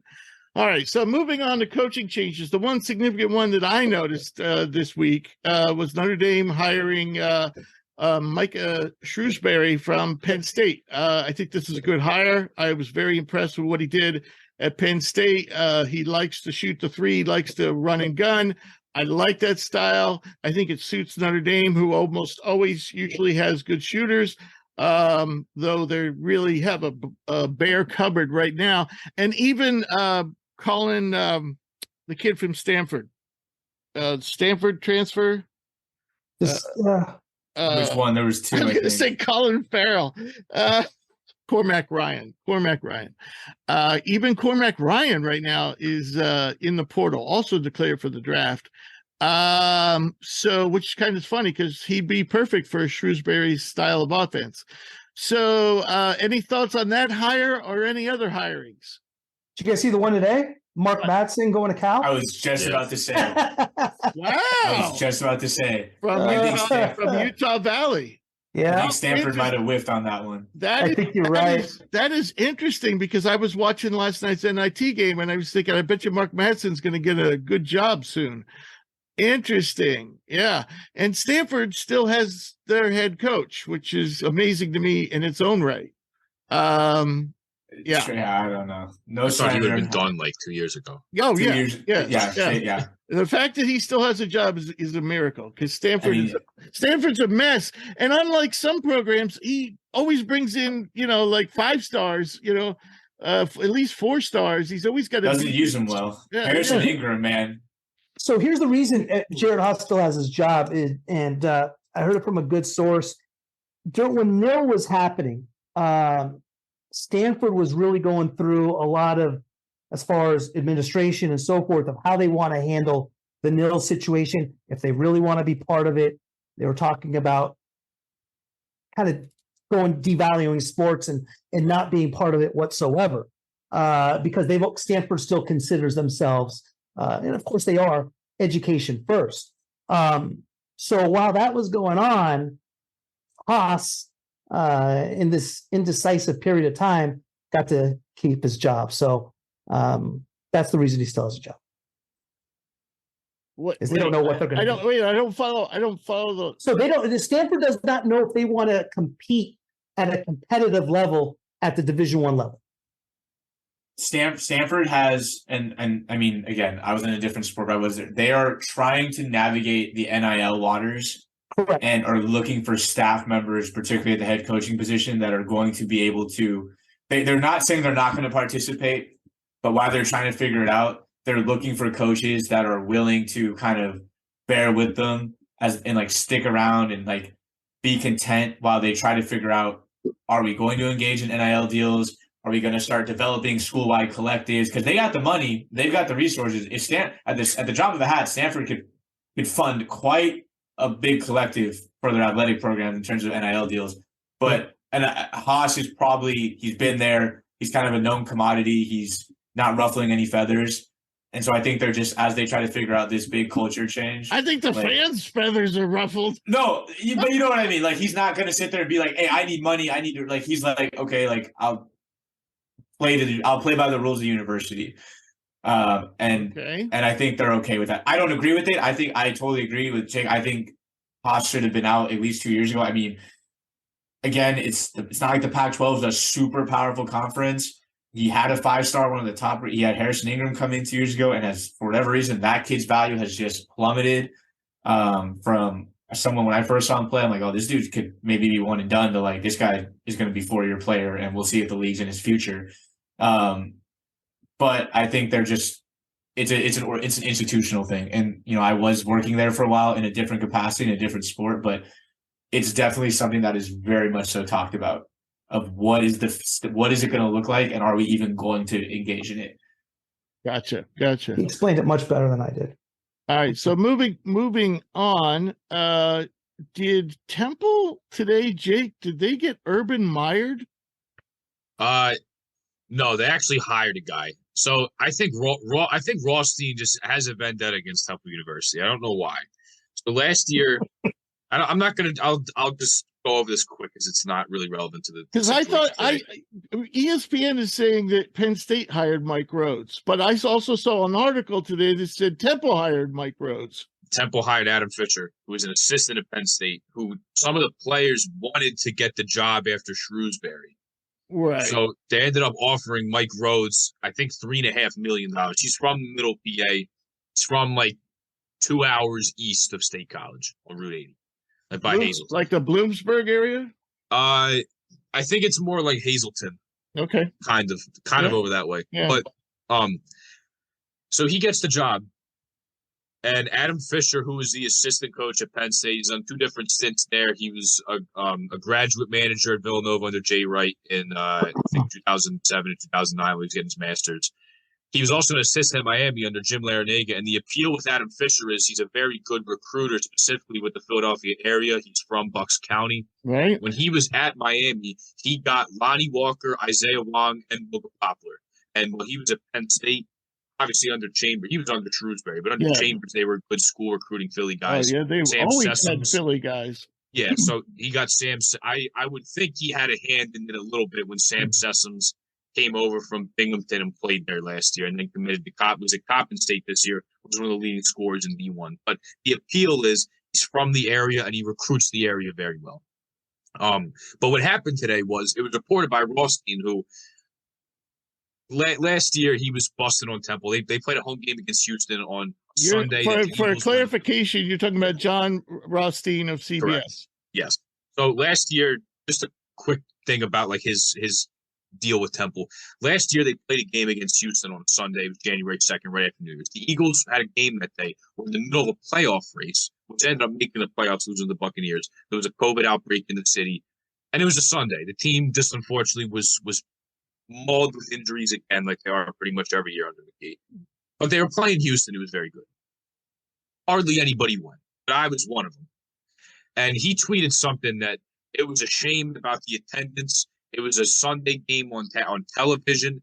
A good team in Houston came to town, and the Liacouras Center sounded like a library. And everybody got in his case, said, John, COVID, the Eagles, the team's not performing well right now. The day after New Year's. Yeah. So then, it was January 2nd, day of New Year's Day.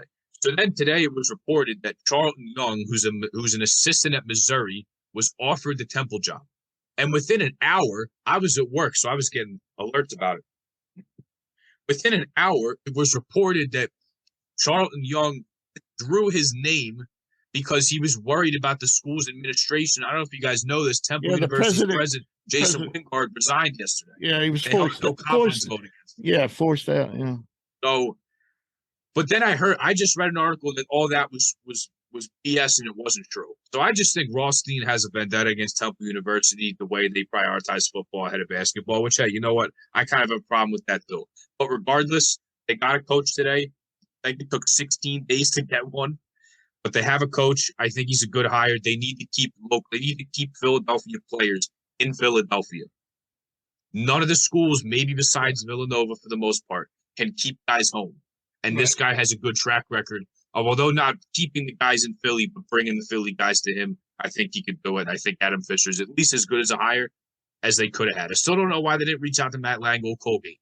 But I think Adam Fisher is a good hire. And for the circumstances that happened, I think it's as good as they could have done. Right.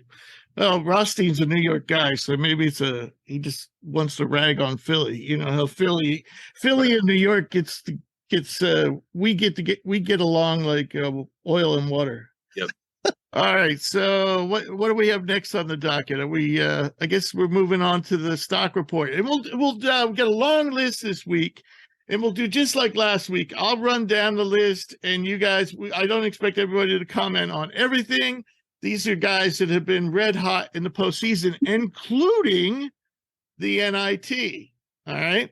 So I'm just going to run down some of them. I won't go into a lot of detail because it's pretty, if you've been watching the tournament, you know these guys are red hot.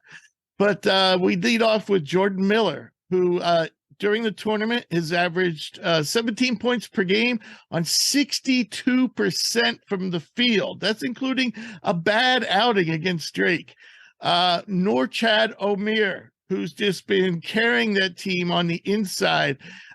Did you know he's finished in the top 15 in the nation for rebounding for 3 straight years? 3 straight years. 6'7" guy.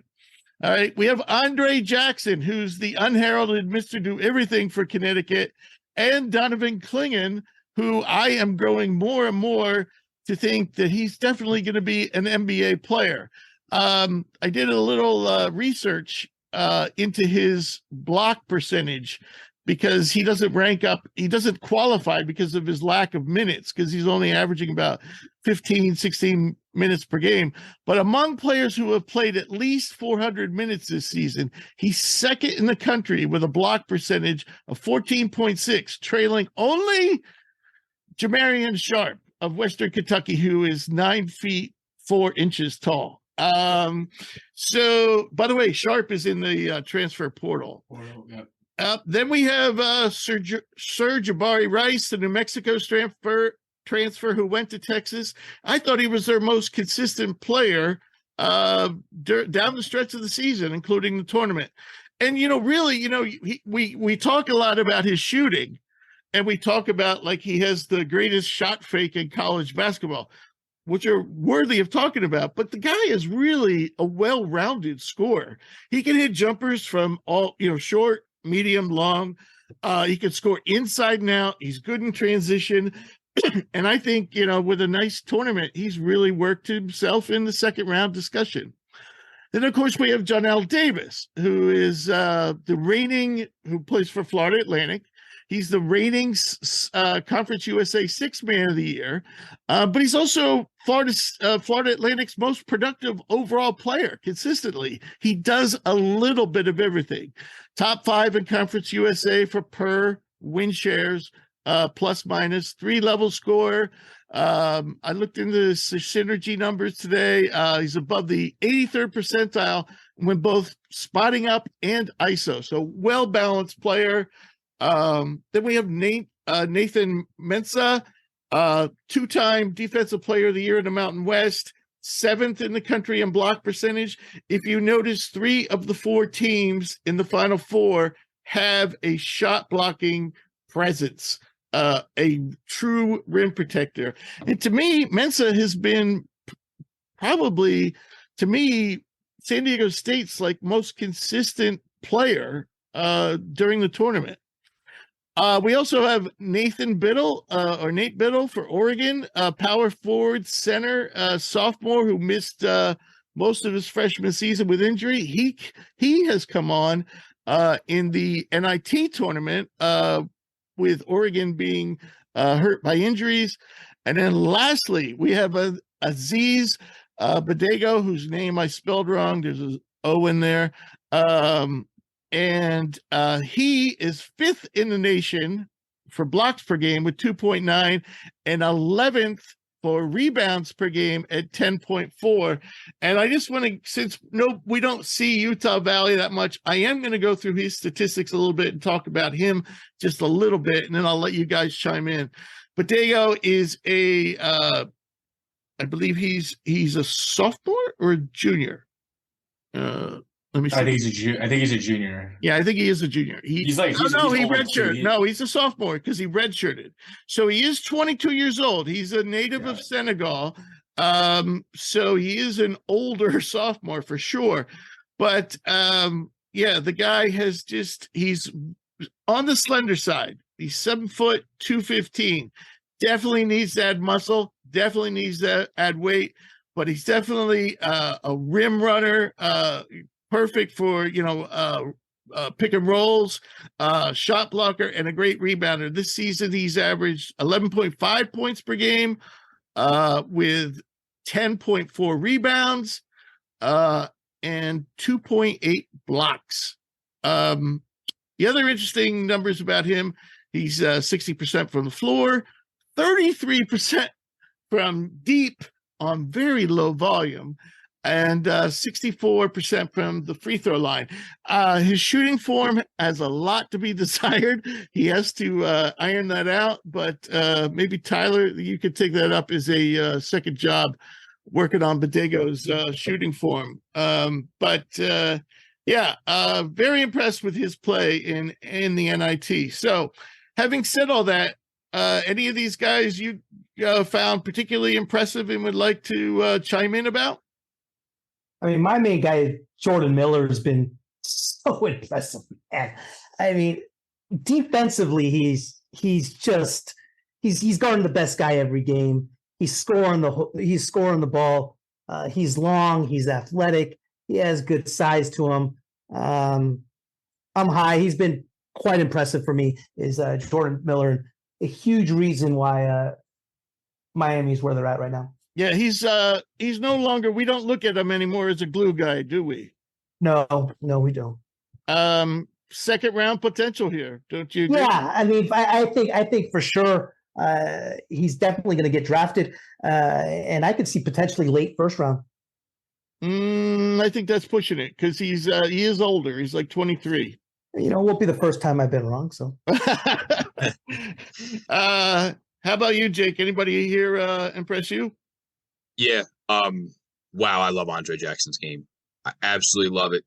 8 points, 9 boards, 10 assists, 10 boards, 9 assists in the last game. I mean, he can do everything. He's a great vertical athlete, can go up and get boards. He's a great defender, will hustle and get offensive rebounds. And the thing about him is, even if he's not going to shoot, which to me, shooting, and Tyler, maybe you can correct me if I'm wrong. Fun fact, but I started doing a scouting kind of freelance scouting internship during COVID in 2020.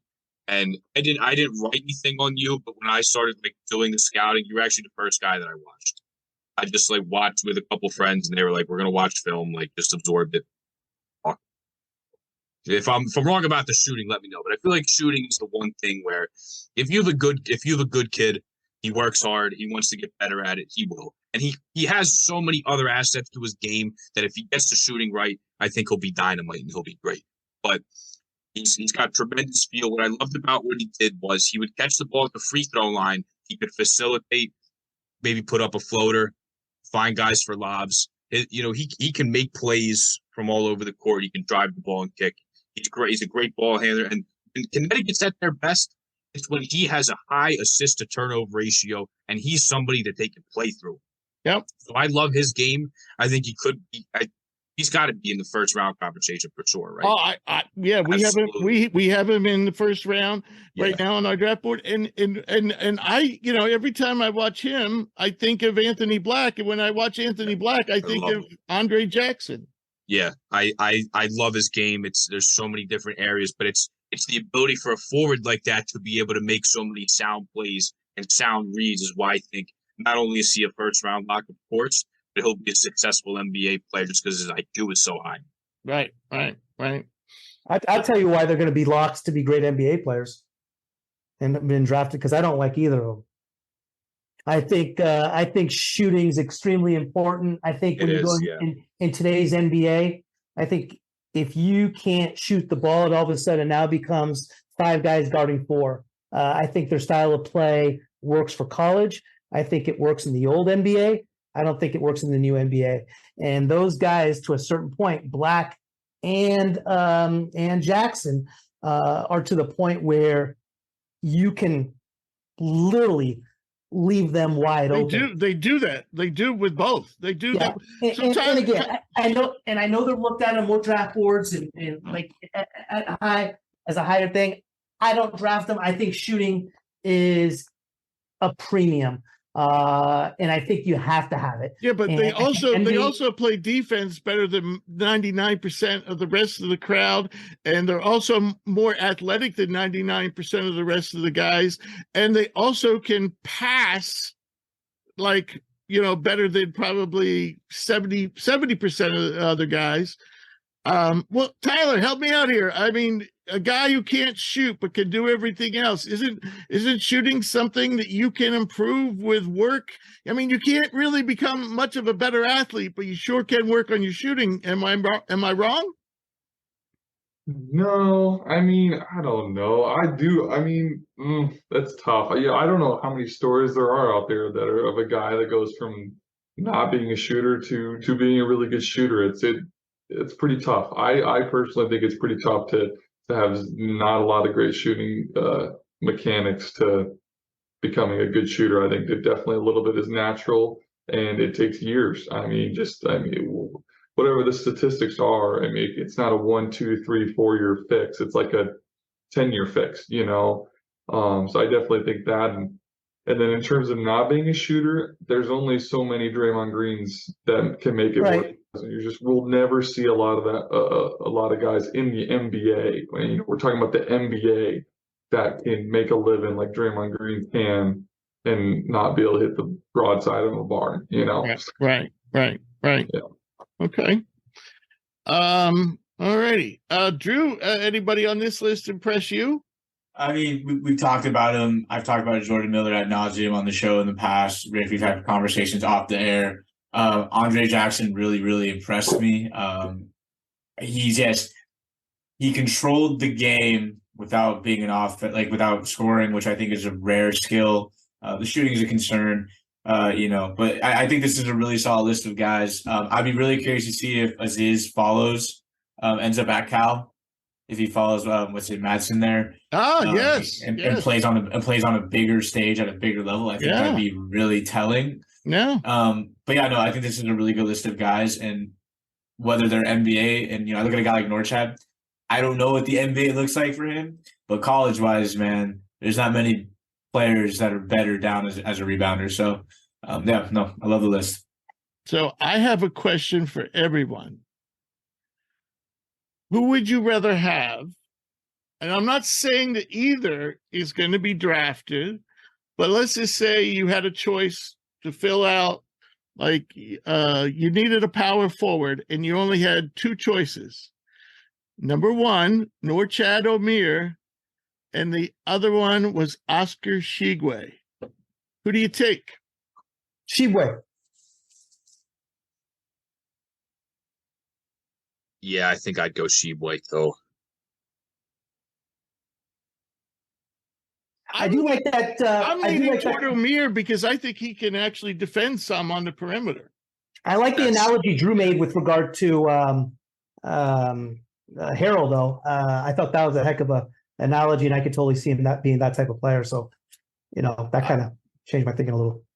Yeah, I would probably lean Omier, and maybe that's just recency bias. I think part of it's I'm just a little bit burned out on Tshiebwe. Tshiebwe's a great player. Statistically, he's a beast, but I'm a little bit burned out on okay, you're kind of a one-trick pony, and that trick hasn't had any success in the last couple of years. Right. So I'd probably lean Omier. Here's the other thing about Omier. He's 2 years younger. That's true too. That is true. So and they've both shown a little bit of ability to hit some shots, but Omier has got 2 more years of development to add to that shot. Yeah. I mean his percentage. I mean they're not great, but I mean he doesn't take the three at all. But I mean when he's in the mid 30s, I think on his percentage, and he's a decent free throw shooter. He's in the mid 70s. Right. So I'd probably lean Omier, but that is hard. I think it would depend on where I was at. So I mean, I guess what I'm asking you think they're comparable? Everyone, they're in the same ballpark at this point, right? Yeah. All right. The NBA doesn't develop players really. They give up on players really quick. I mean, look at the Warriors. They had James Wiseman. They gave up on him in 3 years. 4 years it was, And no, it wasn't 4. It wasn't 4. It was 3, wasn't it, or was it 2? No, it was 3. I think it was 3. It was 3 years, yeah. Right. So I mean, and he was the number 2 pick.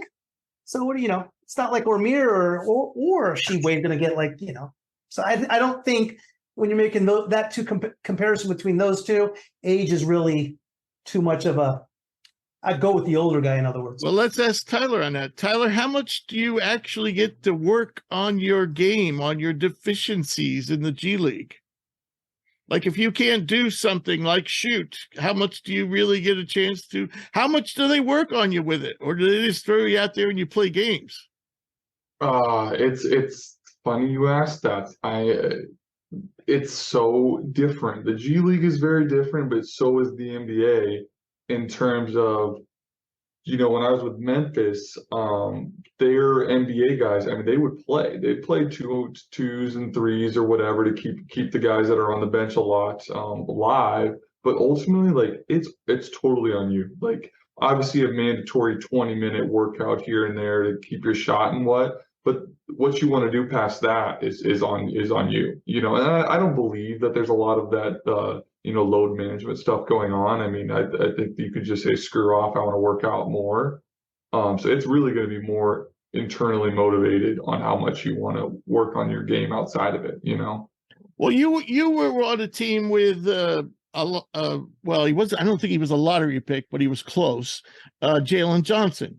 Yeah. So obviously he was a raw talent that needed to work on specific things. So with a high draft pick like that, did they actually say, okay, we're going to work on this today, or we're going to work on this for the next 2 months to make sure that you're better at this?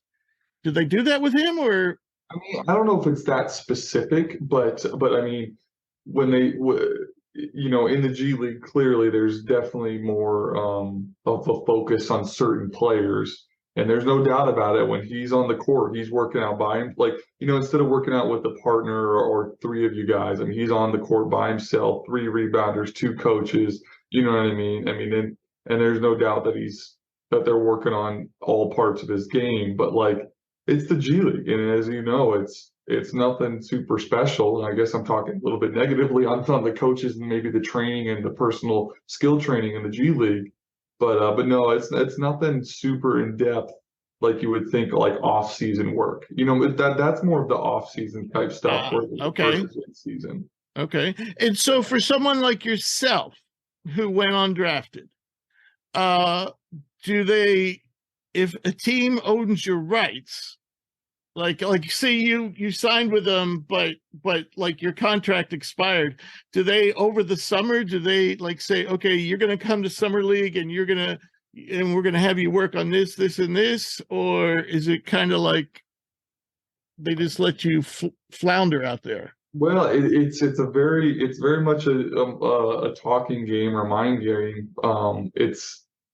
I mean, you're totally on your own, but like, yeah, I mean, if you finish up with the squad and maybe want to go back on their summer league team, like you're obviously in talks and your agent is talking with them. But in off season, you're away. I mean, off seasons, nobody is where a team is located. Everybody's home for that 2 or 3 months or whatever it is. Right. Yeah, for sure. So you're kind of on your own. Oh, 100% on your own. Yeah. Unless you're under contract. Yeah. Right. Okay. Well, that's good to know. All right. So we'll move on to stock falling. And some of these guys, I will run off some numbers just to say, but most of these guys were basically invisible in the postseason. I'm going to start off with the projected top player in college basketball, Brandon Miller, and his numbers going back to the SEC championship. He made 13 of 61 shots. Anybody got a calculator? I know that's not a good percentage. About 21%. Yeah, that was Brandon Miller in the tournament plus the SEC championship game. And we also, beside, some dunks and stuff in transition, we also don't see him faring very well at the rim in the half court. He doesn't really have a reliable runner. He's not really reliable at, finishing at the rim, in traffic, I'm saying. And he also doesn't ever shoot mid-range jumpers, which I know is Alabama style, but how worried should we be about Brandon Miller?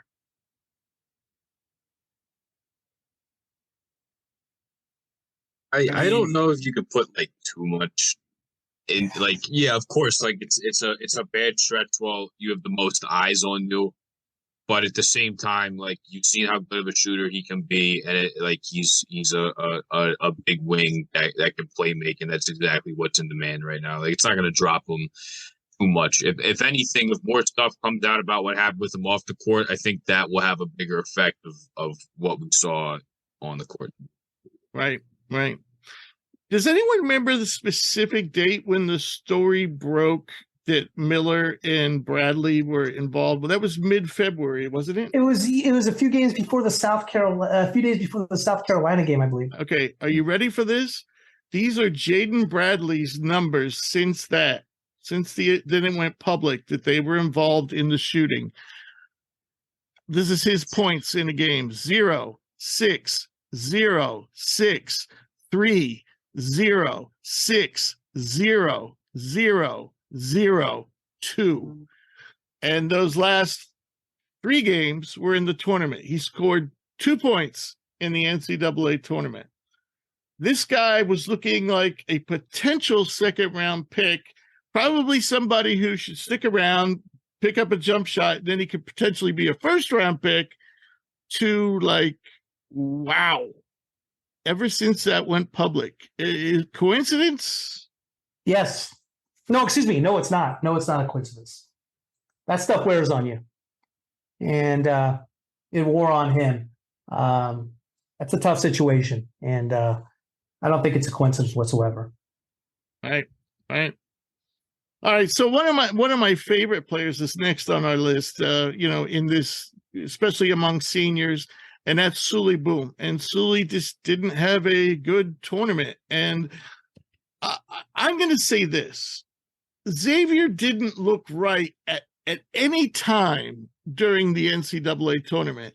And that seemed to go all the way back to the Big East Championship, where they seem to be rolling along, doing fine without Fremantle. Then they get rolled by Marquette in the Big East Championship. And it just seemed like the team never clicked. Now, one of those players was their leading scorer, and Boom. And in the Big East Championship, he went 0 for 9. And then in the tournament, he went 5 of 13, 3 of 13, 4 of 11. Again, this is somebody now, he's not Brandon Miller. And it was possible second-round pick. And we probably have him higher than most people do. But are we concerned about Sully Boom? Is he no longer a second-round pick potential? Wasn't he banged up a little bit? I was aware. Miller apparently was. Sully Boom was. I could be incorrect, but I thought I heard something that he was banged up. I'm gonna give him. I know we talked about him a lot early in the season. I'm gonna give him a bit of a pass here. I mean, he wasn't great, but I don't know. I thought against Pitt, for example, I thought he played a pretty good game. I mean, the shot wouldn't fly. I still thought he played a pretty good game. Kent State, again, shot wasn't great, but, found ways to kind of impact. I'm not going to put too much into it. I mean, this is a guy that I think his ceiling is, later in the second round anyways.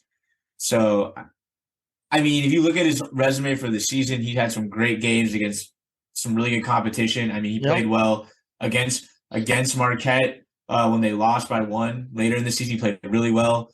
I mean, he was turnover prone because, he was their go-to guy at times. But I don't know. I don't put too much into it. It's a bad look, especially on the biggest stage, you want to see guys perform. Right. But, I mean, it's almost would it have bad? If they got knocked out in the first round and he didn't play great, we probably wouldn't be having this conversation. It just happened that he had a 3-game stretch. Right. And I personally think that team ran out of gas. Yeah, for sure. I think they ran out of gas. Super valid. Valid. In the Big East tournament, that's when they ran out of gas, and they just didn't have enough. I think they peaked against Creighton in that tournament. They blasted Creighton. Right. I think that was just just emotional. It was just they just peaked. All righty. So now we're going to move on to another guy we've mentioned before. This is kind of don't want to beat up on the guy, but I remember a comment when Tennessee was losing to Florida Atlantic, and one of the guys who obviously doesn't watch Tennessee like we do said, Julian Phillips, I don't know, he scored well, actually, I don't know if he scored a basket, but he checked into the game, and Tennessee was struggling to put the ball in the basket. He said, "Oh, Julian Phillips is checking in. Maybe they can get a spark from him." And I'm like, "Have you been watching Julian Phillips all year?" Julian Phillips in the tournament made 2 baskets out of 8 for a total of 5 points. Wow. Is there anyone who thinks this 5-star top 15 overall recruit should go in? I haven't seen his name, which is good. I don't think he should be in the NBA draft this year.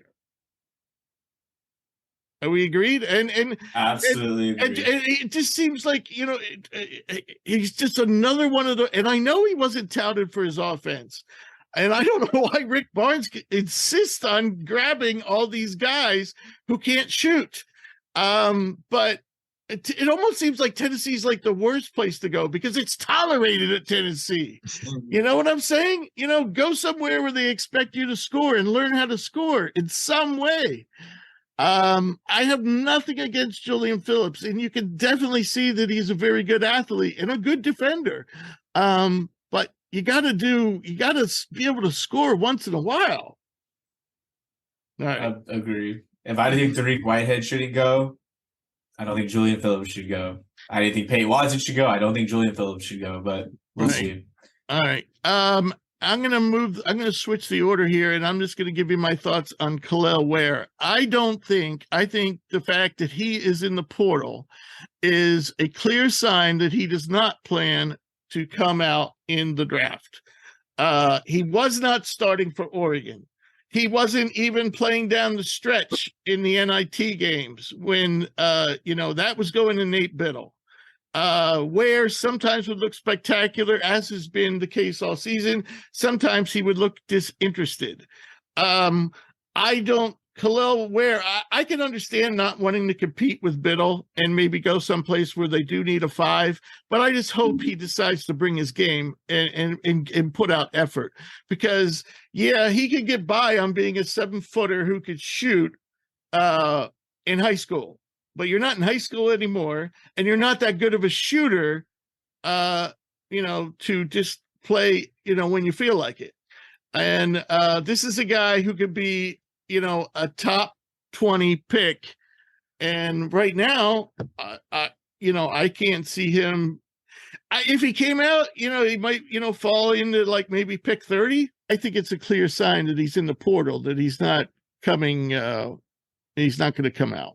All right. So I don't know if you guys want to say anything more about Nolan Hickman, because he has also made our list. He has dropped.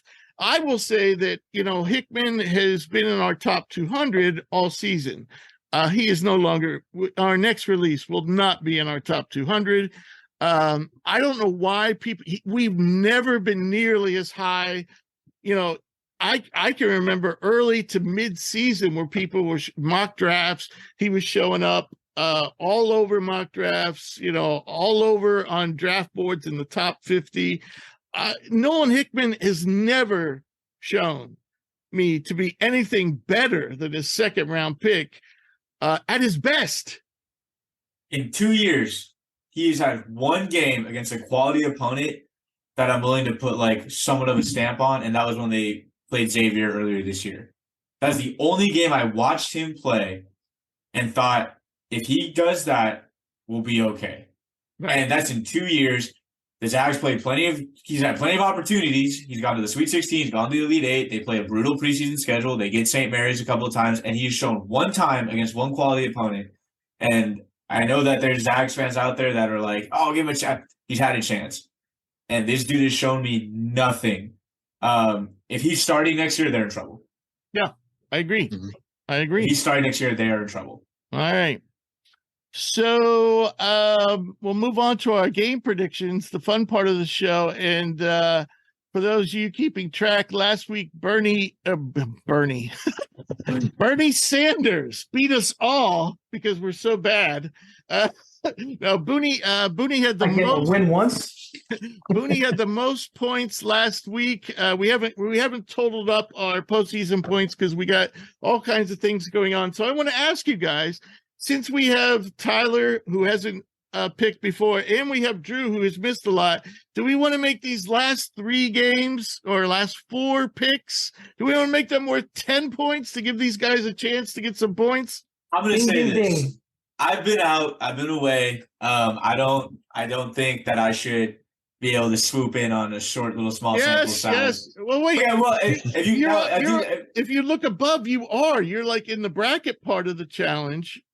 Okay, I got one. Now, if we were to take you my and Bunni games, are bringing up the rear, so you need some points, my friend. okay, well, if you go back to my bracket and take my picks from these games earlier, maybe, but we could do whatever, I guess. But yeah, I'll take points, I guess. So we're all right with making these last four picks worth 10 points. 100%. All right, here we go. Are you ready, Tyler? Or wait, what's the order here? Drew. The order is Drew, Tyler, Bunni, Jake, and myself. All right. So here you go. Drew, who do you got in the NIT championship, which is tomorrow night? North I have Texas, not seen UAB. Hey, what does this say about Florida Atlantic, though? I mean, I kind of trashed them a little. Yeah. But Conference USA, the 2 teams playing for the NIT championship are both from Conference USA. And I haven't seen North Texas this year, so I will take UAB. They are more defensive oriented. UAB's more run and gun, but they both are driven by like 2 little 6-foot point guards that are very dynamic. Jelly Walker for UAB and Tyler Perry for North Texas. All right, so who you got? UAB, North Texas, Drew. I'll take UAB. I've seen them play maybe once, maybe twice this year, so I'm gonna have to just roll with what I've seen. I'm not gonna go into the unknown. For FAU San Diego, I'm rolling with the West Coast. I'm going San Diego. I think FAU's had a lot of close calls this tournament, and I think San Diego is going to bring them down to the play. They're going to force them to play at their level. And if Matt Bradley can just be kind of himself, I think San Diego's have enough in the tank. And then Miami, UConn, I said it earlier, I think this is UConn's tournament to lose. So I got UConn taking out the Hurricanes, and then I got UConn winning the whole thing. All righty. How about you, Tyler? North Texas, when I was would have been my sophomore year, would they beat us? We should have beat them in the NIT, and they ended up going all the way and losing in the championship game, or maybe it was the semifinals. Whatever, has zero relevance on this. But well, wait, was Tyler Perry on that team? I don't know. He's he's like 5'11" point guard, pretty dynamic. Like a poor man's Markquis Nowell. Yeah. I don't know if he was. I don't know. But that's my pick there. I like San Diego State a lot. I want to pick not UConn because I think I'm going to be the only one that I think we all are going to be picking UConn. But as we've stated, it's kind of their tournament to lose. So I will be doing UConn to win it all. All righty. And Bunni, what do you got? I got UAB. I had UAB getting into the tournament. Right. They got edged out there, and I thought Conference USA was a really good conference all year. Jelly Bean was hurt a good portion of the year, came back. They're ticking on all cylinders, and I got UAB to beat North Texas in a hell of a game. Right. I said it earlier. You got a group of 6'4" to 6'6", 6'7" guys that are all athletic, that are deep, that play the exact same way. It's tough to beat them, and they're starting to figure it out. I got Florida Atlantic beating San Diego State. Miami, UConn. UConn goes with Hawkins and Sanogo. Mm-hmm. I think you're going to put Miller on Hawkins, and I think Norchad is going to handle Sanogo. Jackson's going to maintain Wong, and I think you look for Nigel to have a huge game, hit one of those 6-7-3 type deals like he did against Houston, and look for Miami to beat UConn. National championship game. Said it again. Said it before. Said it again. Saying it again. 6, 7 guys that play the exact same way is a recipe for disaster. I got Florida Atlantic to win the whole thing. Wow. Wow. Bunni's going for broke. I've been known to be wrong though, so guys, Jake, what do you got? Yeah, just copy and paste what Drew had. I already put it in there. I think UAB wins. Maybe you look ahead spot for North Texas, because I think regardless of the result, Grant McCaslin's going to land in he's going to land wherever North Texas is located, and he's going to get flown or bust to Texas Tech, and he's going to take the job the next day. So have UAB in that game. I'm going to say I love San Diego State. Being an East Coast guy, I've said it multiple times. I've absolutely destroyed and wrecked my sleep schedule watching them, staying up late to watch them. Love the way they play. They forced everybody to play to their pace, play their game. And I think it'll be no different here against a team in FAU that's top 100 in pace on offense. So I'll roll with the Aztecs to make the championship game. I'm going to take UConn. This is good, a very, very good game. Despite what people are saying that this isn't really an interesting Final Four, I would beg to differ and just say you're a casual fan. I think this is a terrific game. I'll roll with UConn to beat Miami. I'll take UConn to win Monday night. They're complete. If they can go on a couple explosive runs here, as much as San Diego State can try and contain them, they're off. I mean, it's two completely different offenses here. You've one that's going to hang on, make a close game, and if UConn can hit a couple shots, go on a couple runs, it could be over quick. I'll go with UConn to win Monday night. Right. I've been on the UAB. I was so impressed when they beat Florida Atlantic around midseason. I was so impressed when I watched them there, and I'm very familiar with a lot of their guys because they played at other schools. I just think this team is long, can score. They don't always play great defense, but they should because they are long and athletic. So I think they pull this one out. They actually lost the 2 regular season matchups to North Texas, but UAB beat them in the conference tourney. I think UAB evens the score and takes the NIT. San Diego State, I think FAU is going to give them all they want. And it's going to be interesting because San Diego State is big. FAU is not, but San Diego State really defends the 3 as well. And I don't think FAU matches up very well on the inside against San Diego. So they're going to have to hit the 3s, and San Diego State's not letting anybody make 3s. So I'm going to have to go with San Diego State. I just think they have more quality depth than FAU. As far as the national championship, I can't go against UConn. I picked them the whole time to win it all. And I'm going to stick with that. I will say this. We were talking about complete teams, and I mentioned UConn. I mentioned Alabama, and I said UCLA with Jalen Clark. Another team that is so close to being a perfect team is Miami. The only thing they're really missing is like a decent 7-foot shot blocker to back up O'Meara, just like Connecticut has Klingon. If something goes wrong with Sonogo, they have Klingon. And Klingon in a lot of ways is better than Sonogo in a lot of areas. So they might even, you could see a game where Klingon actually gets more minutes if for some reason Sonogo is doing things like sometimes he can't make a layup. But he's been awesome in this tournament. It's going to be fun to watch those two muscle heads, bang against each other in this game.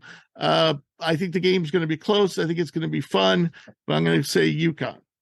And that's it. All right. We're going to skip the mailbag today because we had a big, long episode with a lot of people and everything else. So, but if you want to send us a question for future episodes, please email it to admin@hoopsprospects.com. We also take questions via social media on Twitter @hoopsprospects, on Instagram @thehoops_pros, and on Facebook @hoopspros. And if you ever miss an episode, you can get caught up at hoopsprospects.com.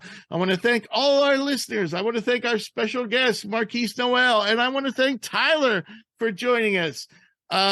We'll be back next week. We'll wrap up the college season. We'll look ahead to the NBA playoffs and the NBA draft. Any thoughts, gentlemen, before we wrap it up? Bunni, my dad says hi. Oh, right. Bunni, did you hear that? I missed it. Sorry. My pop says hi. Hope everything's going good. Hey, awesome. So, He saw one of our episodes that we did, and I retweeted something. He said to say, what was it? The shot doctor. that's The right. Kenyatta shot doctor. That's right. That's right. That's right. That's funny. That's funny. All right, guys. Awesome. It was fun, and great seeing you, Tyler, and we'll do it again next week. Right on, John. All right, guys. Take care, fellas. See you guys. Enjoy the game.